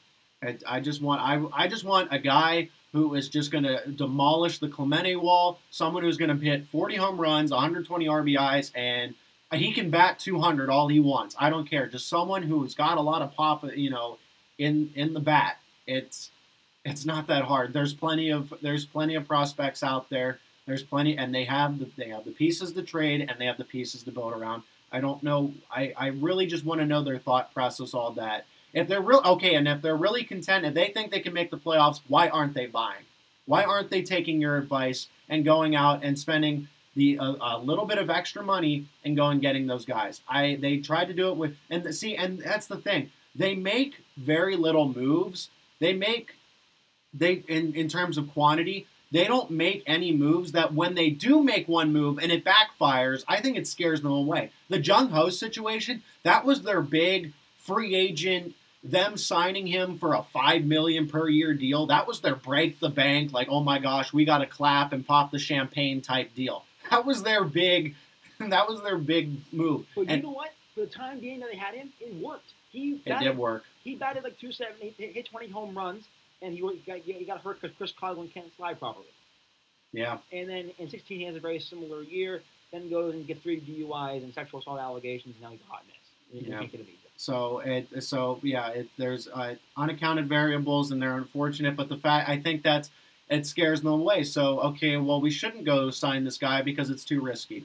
he might get hurt, and then there goes our investment. Because I don't think Todd Frazier and Mike Moustakis will get multiple DUIs in South Korea. I will take my odds with that. Mike Moustakis is Greek also. He's a very nice boy. He's a Greek boy, you know. He would be that power hitter I would want in that lineup. He showed pop in the bat. That's a close right field fence, and he can put the arc on it. Kauffman Stadium, that is a big, wide open field. Yep. Not a lot of home runs go out there, and the fact that the Royals, when they won the World Series, they had the highest average. They didn't have the most home runs, so that's how they were doing it. I think that the Pirates have the perfect opportunity. They had it better at the deadline. I really wish they would have made deadline moves, because at the winter meetings, teams can negotiate. They're not desperate to get that extra piece. So they're like, it's like, come on, man, we need this extra piece now so we can make the playoffs and then the World Series. Teams could be like, well, we don't really know what our direction is. Like, yeah, we know we're a playoff contender, but we need to see how things go before. See, that's the thing. There's no urgency. But at the deadline, when you're the Dodgers and you say, come on, we need you, Darvish. We need him now. Well, if we get a couple extra prospects, we'll trade you, Darvish. That way the Dodgers don't really have a hand in what they see, in the final deal. And the Pirates control all the cards. Now at the winter meetings, well, just no one wants to talk. I swear, I think Neil Huntington eats his lunch by himself, his bag lunch by himself when they go down to Florida. Does. Are you kidding? Seriously, I don't know what he does. I love the Pirates, but they're very hard to root for at this point. They are, and because it's not like they're doing it. Really, they just sit there with their teeth in their mouth. The magic conch shell, the nothing. They're just like, oh, magic conch shell. What do we need to do to get to the World Series? Literally nothing. It's a funny joke on Twitter, but I was like, but actually though, yeah, this is literally how it's going. So, that's the end of my rant. I'm looking forward to maybe the Reds are going to pass us. This is going to be so bad. They just lost Zach Kozar, too. I just saw that for an MLB update. But still, it doesn't matter. They have a lot of prospects. Like their pitching, I think Duvall. Their pitching is going to be really good next year. And they're not going to be like some 90-win team. Don't get me wrong. But I can see the Pirates winning 65 to 70 games, and then the Reds winning 75. And then they're at the bottom of that division. And that's embarrassing because the Cubs are still going to be great. The Cardinals are going to be better. They went out and got Marcell Ozuna. They did the buy thing, as you said. And the Brewers, they're going to be even better because they didn't even lose any of the pieces that were already making them a contender this year. So, awesome. I can't wait for spring. It's too bad we can't rant about it then, but I'm sure we'll find a way. Oh, I'm sure we will definitely find a way because the Pittsburgh Pirates never cease to aggravate us on this show. And, Neil Huntington, he probably does eat like he's not by himself, but I think Brian Cashman will come over once in a while and say, "Hey, buddy, are you okay? Want a buddy today? Want to eat lunch with me today? Uncle Lonely over here." Because him and Cashman are friends. Brian Cashman for the GM for the Yankees. They've made trades in the past. Friends. Or the Mets. I think the Mets they like Neil Huntington. Well, the Mets. Oh my gosh. The Mets and the Pirates are like brothers. That was the tipping point for me. Is when they got rid of my boy Neil Walker. Oh my God! I knew you were bringing that up. Oh my God! All right, so let me give a little insight of what's actually going to happen this year. Okay. They're not going to sell anyone, just like we predicted. They keep Andrew McCutchen. He's either going to be one ineffective or two injury prone. We're going to have the same, if not worse, output than we did last year. And they're going to stifle the young talent that we have in our farm system and on our roster because they're stuck in the past, I guess. That's the only way for me to describe it because, like we said, 2 seasons ago, they were one of the best teams in baseball. They were the best team in baseball. They were. But we didn't win when it counted. If it weren't for a broken playoff system with a pitcher on a Hall of Fame hot streak never seen before, if that Cubs series was a best of 3 or best of 5 or what have you, the Pirates beat that team. I would take the Pirates in the best of 3. I'm gonna agree with that you team that. against the Cubs, best of 3 Pirates. I don't, and maybe that's a discussion for another time. But I just don't see how in the MLB of all places you decide in a 182 game season on one game. Like you don't. To me, that's just ridiculous. The wild card system needs to go. As long as that continues, it's going to be hard for me to watch baseball in the playoffs outside of that, because the rest of it, like this year, was absolutely fantastic. Um, but going back to the Pirates, it's going to be another mediocre year, and it's bad when JP's not even optimistic, because last year he was so optimistic, and we have the archives to prove it. JP is not happy, No. and I think it's because Neil Huntington finally popped his bubble. He finally crushed his dreams, and I'm sorry that you joined us here in this plane of despair and darkness that Zach and I have been living in for the last season and a half. I'm gonna paraphrase the new Star Wars movie without spoiling it for you guys, but sometimes you have to be that spark of hope in a galaxy far, far away where you're just like living in shadows and all hope seems lost. Sometimes you have to be that spark of hope. I consider myself that spark of hope, but just not with the Pirates. But not anymore. Not anymore, because Neil Huntington is finally revealing his true colors and how he's just totally botched this whole thing. And it really, really hurts me when I just saw on my phone the Phillies signed Carlos Santana. The Phillies are signed Steve Cishek. They're all of a sudden going to contend again. The Phillies are going to be good again. And the Pirates are going to be stuck in this rut for years. Because, Will, I totally agree. McCutcheon's either going to, well, I mean, not totally. I think Cutchen will still have a decent year, but it won't be enough for the Pirates to win. McCutcheon and Bell will be the Pirates' best hitters again. Marte and Polanco will not hit higher than 270, and they won't hit more than 18 home runs apiece. And they won't be on base more than 320. The pitching staff will be okay. The starters will be okay, but because they won't go out and get bullpen help because they're stubborn about it, the bullpen will be in shambles. Scully's going to get hurt again. Josh Harrison's going to get hurt again. And they're going to have a rotating mishmash, hodgepodge, whatever you have at third base with Frazier, Rodriguez, and David Freese. All three of them decent bench players. None of them are starters on a World Series or let alone playoff caliber team that the Pirates are allegedly trying to be. So that's what it's come to. It sickens me to have to sit here and say that, but that's what it's come to.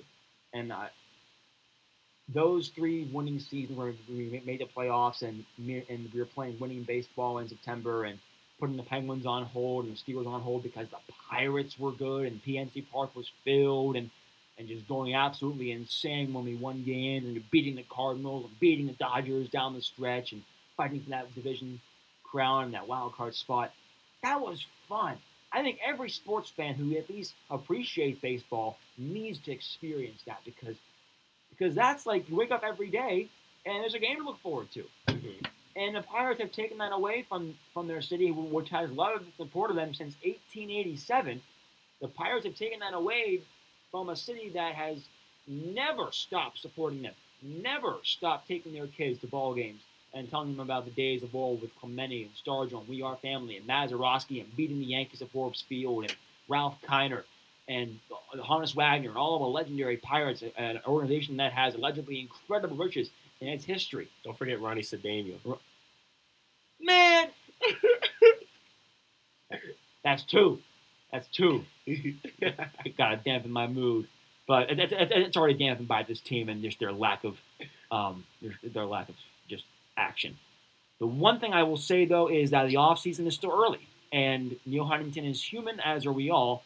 But humans can only make so many mistakes before you got to look at them and say, okay, you're not doing your job well. You're not doing your job correctly. You have to be let go. So I'm going to give him till New Year's. I'm going to give him till I move to my apartment in Pittsburgh, Virginia.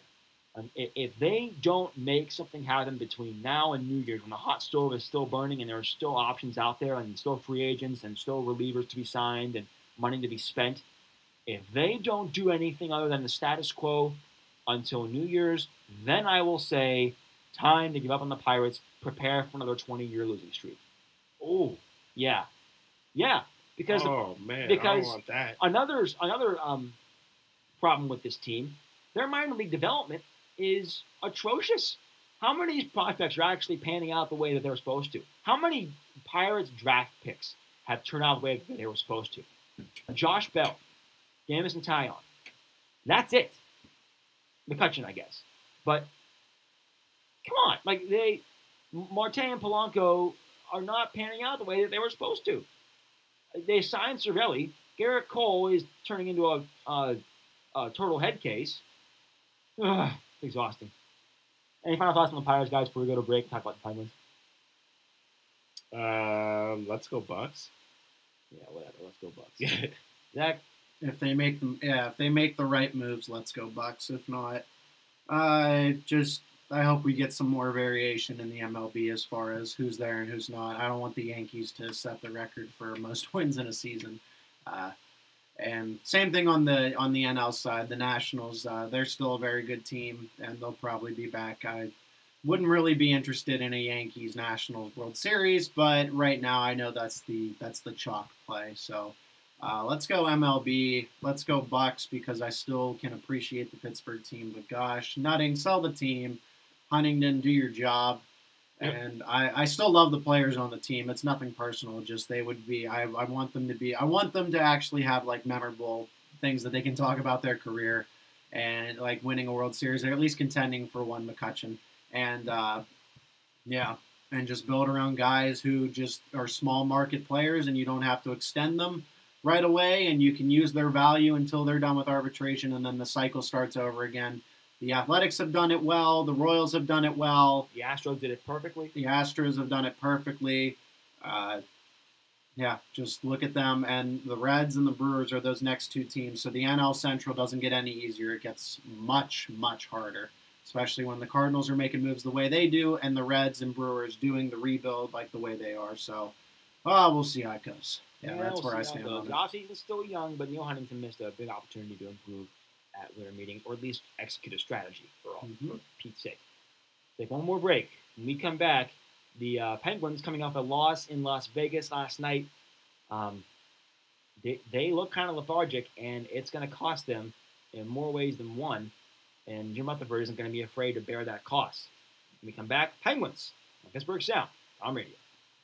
It's the holiday season, and there's no better way to show your holiday cheer than with great Penn State apparel. Right now, Lions Pride and select men's and women's Nike t-shirts for only $19. And it's your one-stop shop for all of the season and bowl gear. Or, if you want to restock your closet with Penn State gear, they'll have the better selection in Lions Pride's online shop at lions-pride.com. Whether you're buying a gift for someone you care about, or want to bundle up for the snow, don't forget to stop by Lions Pride for all of your holiday needs. Having difficulty understanding your professor or textbook? Omega Notes is here to help. All you have to do is visit omeganotes.com, sign up for a free account, and from there you can find your specific course and notes directly related to your exam. You can also use their notebook feature, which allows you to take notes from your computer and access them anytime, anywhere, without having to worry about losing them. You can even upload your notes, set a price, and make money every time someone purchases your notes. Visit omeganotes.com and sign up today. 25 horas al día, con su vida la semana, si te da la gana. 25 horas al día.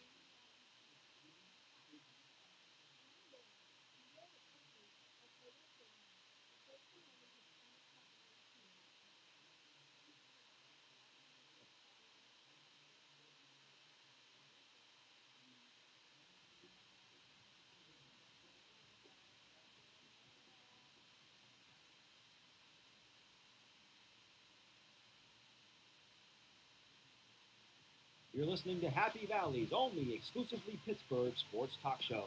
You know what it is. This is Pittsburgh Sound on radio.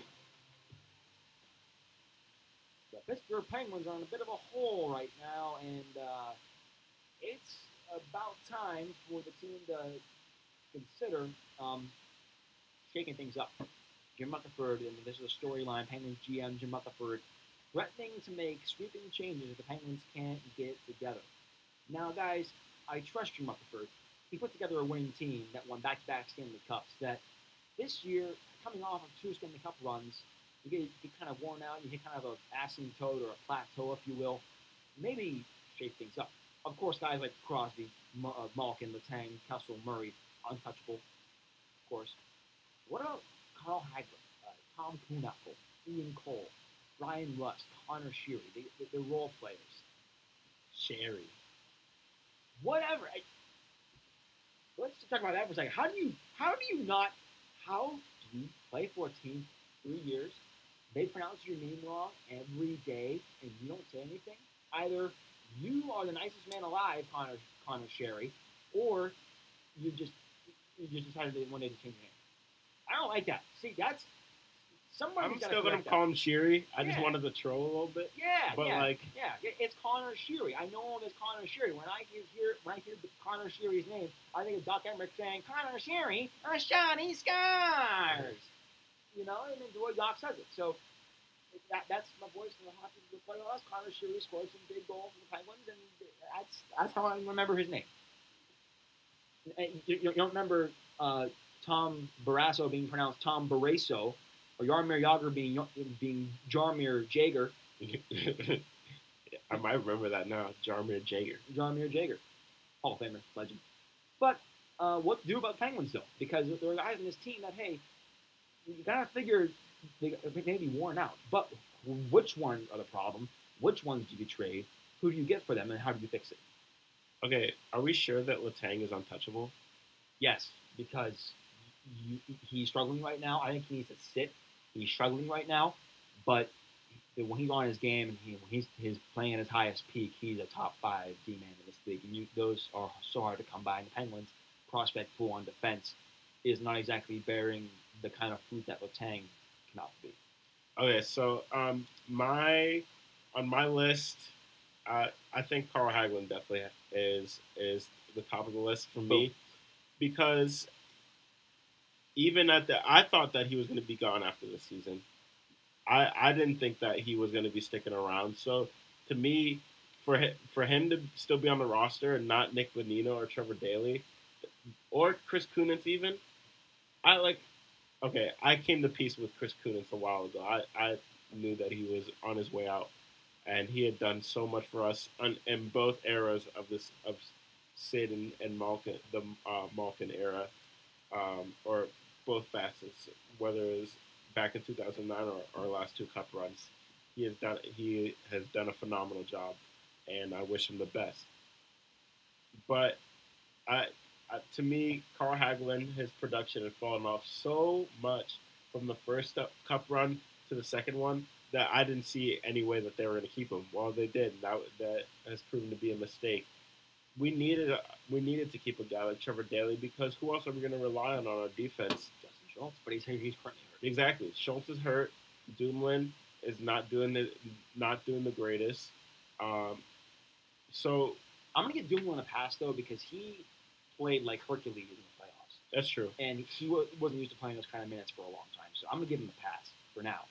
I think part of it was because we did miss Daley for a good chunk of the first playoff run, and we kept him around, and he ended up being very valuable to us, but he wasn't as valuable the first time around, and that's why they're willing to part ways with him. But to me, Trevor Daley seemed like a guy that could contribute for the next 2-3 years, and I wanted him to keep. And we all loved Bonino. We all loved him, and unfortunately, the Penguins have not been able to replace him. They got Riley Sheehan. He's been okay. He's been all right, and the mix between him, I thought Cullen was going to retire. Me too. I was under the impression he was going to retire, which is why I was at peace with that too. But he didn't. He went home. Yeah. So it's like, I don't know. There's just so many question marks with this team, and I honestly think Hagelin is gone by the trade deadline. Maybe even Ian Cole. I don't really see Russ and Sherry. I'm not willing to give up on those two. They to me are spark plugs, and when Crosby's at his best, they're at their best. Kuhnhackl, he's still got a lot of upside. I think he's on his way out. Really? Yeah, him and Carter Rowney maybe has when I was watching him a little bit. I think Ryan Reeves is turning out to be just a personality guy. We knew Ryan Reeves was not good. Yeah. We knew that when we traded for Ryan Reeves, a first-round pick and a decent prospect for him, this man should be starting in not just a decent prospect. He should be starting today. Yeah. So Man, I was so mad. I was actually in the studio watching the draft while board opting a Spikes game, and when I saw that they traded Sunquist and a first round pick for Ryan Reeves, I was like, "There's no way that that just happened. There's no way that it happened," and I'm still, as you can see, very bitter about it because him, Sprong, and Zach Ashton Reese could have been the next big thing. Yeah, and I'm thinking they finally had to pull the trigger on Sprong and Zach Aston Reese. Why not? Yeah, why not? I mean, you're down in the standings a little bit.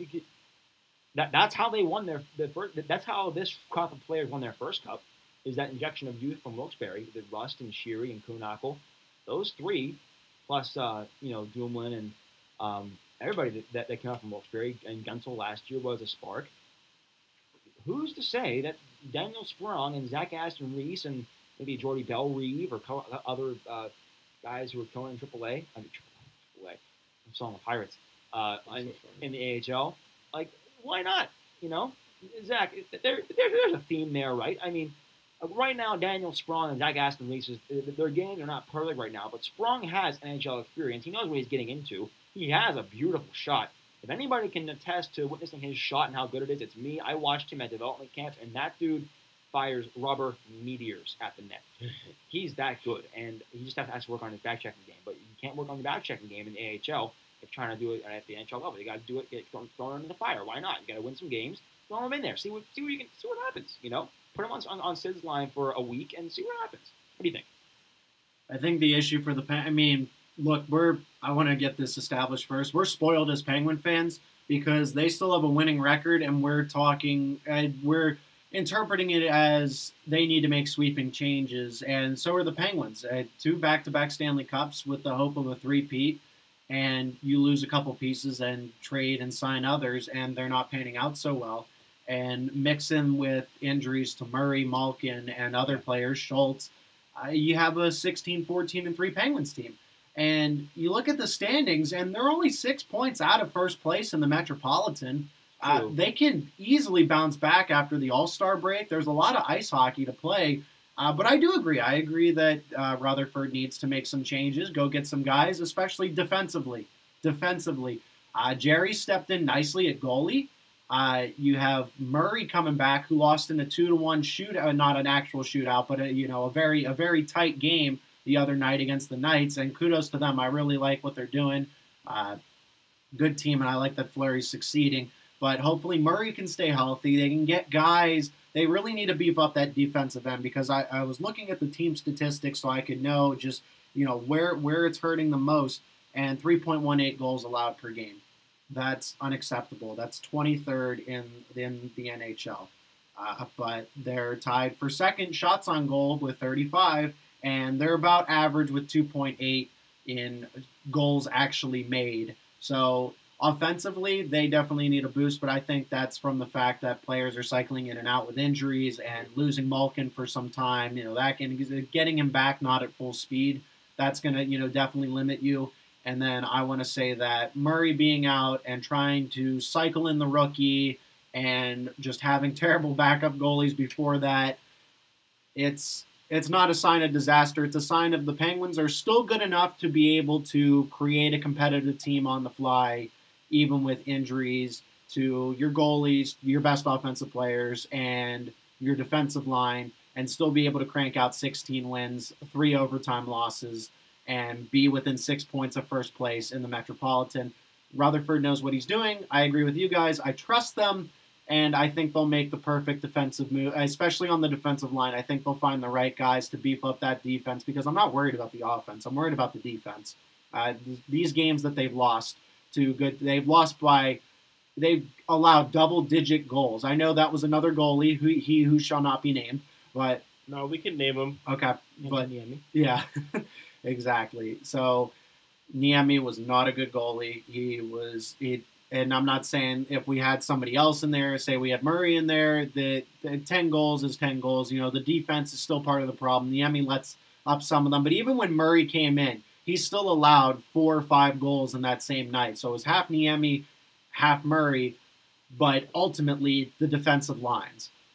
and the Penguins are going to find a way to beef that up. So to stop running circles around the Penguins' problems, beef up those defensive lines. Hopefully Schultz can come back healthy. Hopefully Malkin can stay healthy, and hopefully same thing, Murray and Jerry can keep improving because he's doing an excellent job. He's 5-2. I like what I'm seeing from him. Yeah, goaltending isn't the issue, and we'll have a look at the Penguins' contract situation here before we end the show. Patrick Hornqvist is indeed a UFA. He's making $4.25 million this year. If there's anybody you could trade, because I don't foresee them re-signing him, if the Penguins find themselves, God forbid, in a position to sell at the deadline, then Hornqvist is Exhibit A. Ian Cole is Exhibit 1A. He's making $2.1 million this year. He's also UFA at the end of the season. Ryan Reeves, who cost a first-round draft pick, and Oscar Sundqvist, is also UFA. Granted, there is a reason why Reeves is on this team. You, of course, remember he's the reason why nobody's taking a shot at Sid anymore. He's a hard-hitting guy. Chris Letang, like I said, needs to sit, but him, Crosby, Malkin, and Phil Kessel are all locked up through 2021-22 with all of them with no movement clauses. So they're not going anywhere. Brian Dumoulin's locked up through that time too. He's making $4.1 million a year. Dumoulin and Mata currently are cheap, and they're both playing well for this team. I think Carl Hagelin, who's making $4 million this year and $4 million next year, is also expendable to a team that needs to add depth and maybe could use Hagelin could use a change of pace. So, God forbid the Penguins are in a position to sell come deadline. But if they are, then I think Cole goes. I think Hornqvist could go, and Tommy Kuhnackel, who's also an RFA at the end of the season, isn't costing that much, could go. Carter Rowney is a UFA at the end of the season. He could go. Jake Gensel is currently he's under a rookie contract for this year and next year. Keep an eye on him. Riley Sheahan's an RFA at the end of this year. So Penguins are going to have some moving parts at the end of the season, but not the ones that are going to be decidedly missing from this team. Like you're going to miss them big time. The pieces of the cup run, but I think expendable. Brian Rust, believe it or not, is still under his rookie contract. This man has scored some big goals for the Penguins. Jake Gensel makes more than Brian Rust currently. Rust is also an RFA at the end of the season. I'm the Penguins. I re-signed Brian Rust because every team could use a guy like Brian Rust playing anywhere. But that is the scenario of the Penguins. Should they make any changes? I don't think Chad Rubiel is the answer on defense anymore. I think if they're going to make any changes, Matt Hunwick isn't the answer. Chad Rubiel isn't the answer. They need to go out and get a good defenseman to rebound from this, and just don't be afraid to sit Letang. He just needs to gather himself. He's human. This man has played through strokes and concussions and broken limbs, and he's still one of the best defensemen in the league at his peak. So give the man some rest, please, please, please. I beg you, there, Coach Sullivan. So coming to the point now where we got to make our predictions. Then we're going to call it a series. Steelers, Patriots, and actually we'll go through this first. Who makes the playoffs in the AFC, NFC? AFC, NFC playoff position as of now, and the big one, Steelers, Patriots. We'll start with seniority in opposite order on this show. Zach Sigo, what do you think? Who makes the playoffs? The Steelers, Patriots. Whoa, okay. I think the Steelers get that number 1 seed. I think they win out because they play the Patriots. They're going to get up for that game. The Texans, who have T.J. Yates as their starter currently. And then they finish up with the Brownies, so they're going to get that 1st seed. New England's going to obviously get the 2nd seed. Jacksonville looks legit. They're going to take the 3rd seed. I think Kansas City is going to win that 4th seed over in the AFC West. And then I would like to see the Chargers do it, but at 9-7, it's going to be tough. I think the Titans might falter at the end. I want to say the Chargers get in there. I think they'll lose to the Chiefs this weekend. Then they'll win out, and the Titans, they still have to play Jacksonville, and they still have some tough games remaining on their schedule. So I think, depending on how the tiebreaker works, I see them both at 9-7. So however the tiebreaker works, give that to whoever in Baltimore is going to make that last spot, or that 5th seed, and then the 6th seed will be however the tiebreaker is between the Chargers and the Titans. I think to the Chargers, though, but I'm not sure how that works logistically. I think Minnesota is going to get the number 1 seed. I think that the Eagles triggered Philly fans. Yeah, I like Nick Foles. I like them a lot. Their defense is still very good, but they're still taking a slight step back because that run pass offense they run, the RPO, it's not as effective with Nick Foles. I can tell you that right now. So Minnesota will take over.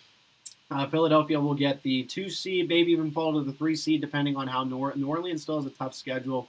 So outside of the Jets, they still play the Falcons one more time, but that is at home, so a revenge game. So I could see New Orleans jumping to 2, the Eagles falling to 3, the Rams taking the 4th seed, Seattle not getting in, Carolina, and then the Packers sneaking into that 6th seed. They will win out and take over the 6th seed at 10-6, holding tiebreakers over Seattle because of head-to-head wins and whatnot. Seattle's just too banged up, and that crazy ending to the Jacksonville game, I don't know what that was. I think players should be suspended and fined for that.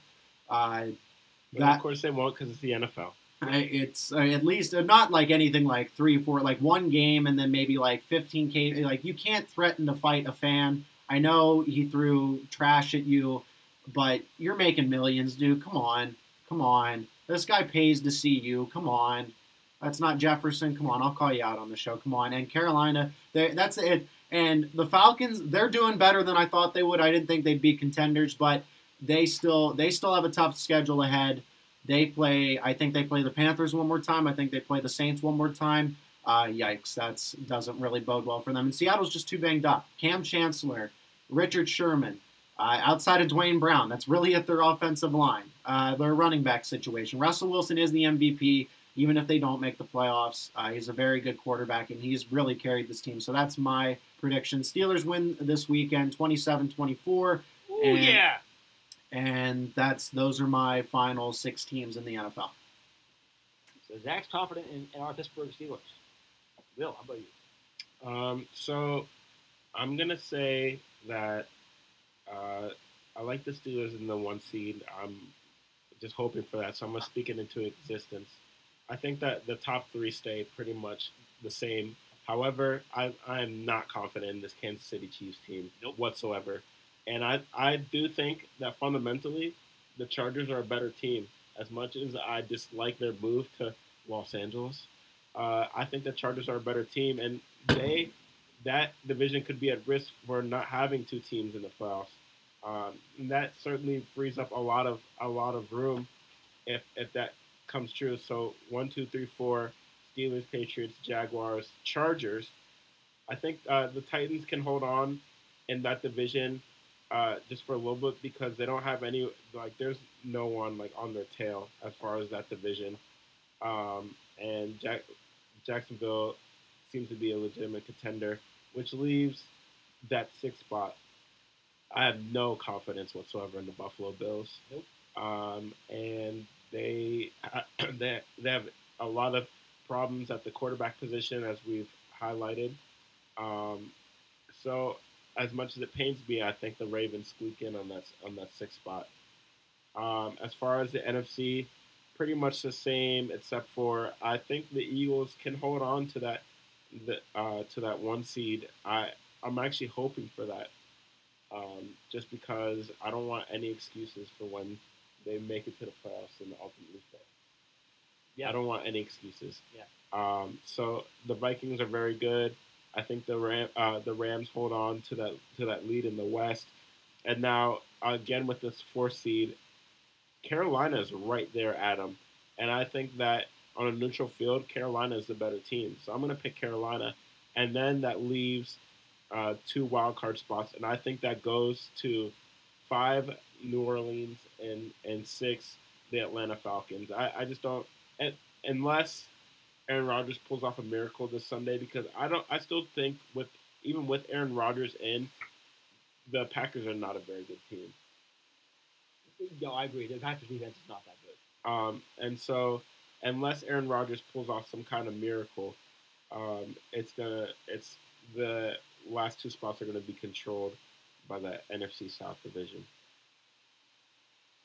Oh, and obviously I have to pick the Steelers, 31-28. Absolutely.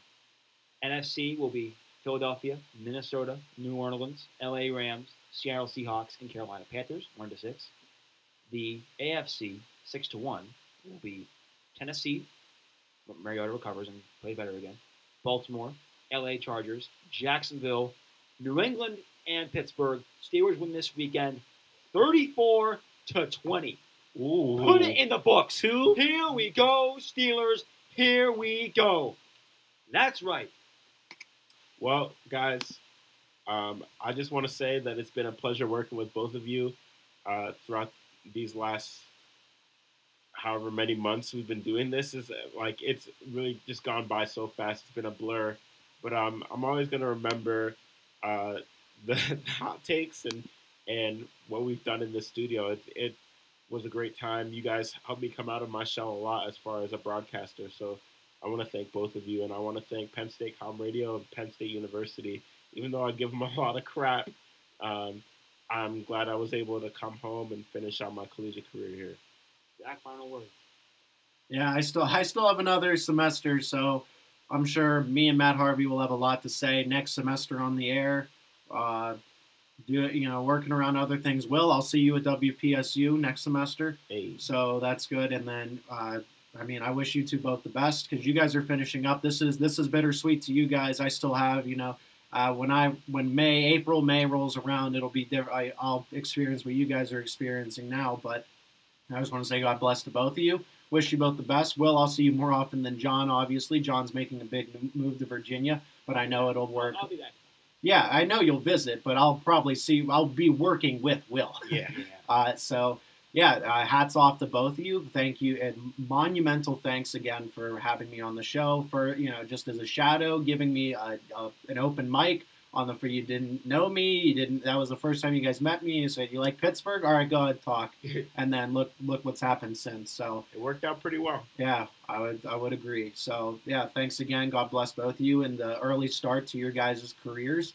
And I'm sure our paths will definitely cross once we're all in the sports world together once again. So, echo everything you guys just said. It's been an honor hosting the show with you guys, and it's been one of, if not the best part of my college experience at Penn State. Being able to talk about Pittsburgh sports that I love and cherish on the air once a week for the last 2.5 years. So I can't believe it's been that long. I remember just sitting in this seat starting 2.5 years ago, talking into this mic on Tuesdays at noon, and then evolving all the way to now. So it's been a heck of a ride.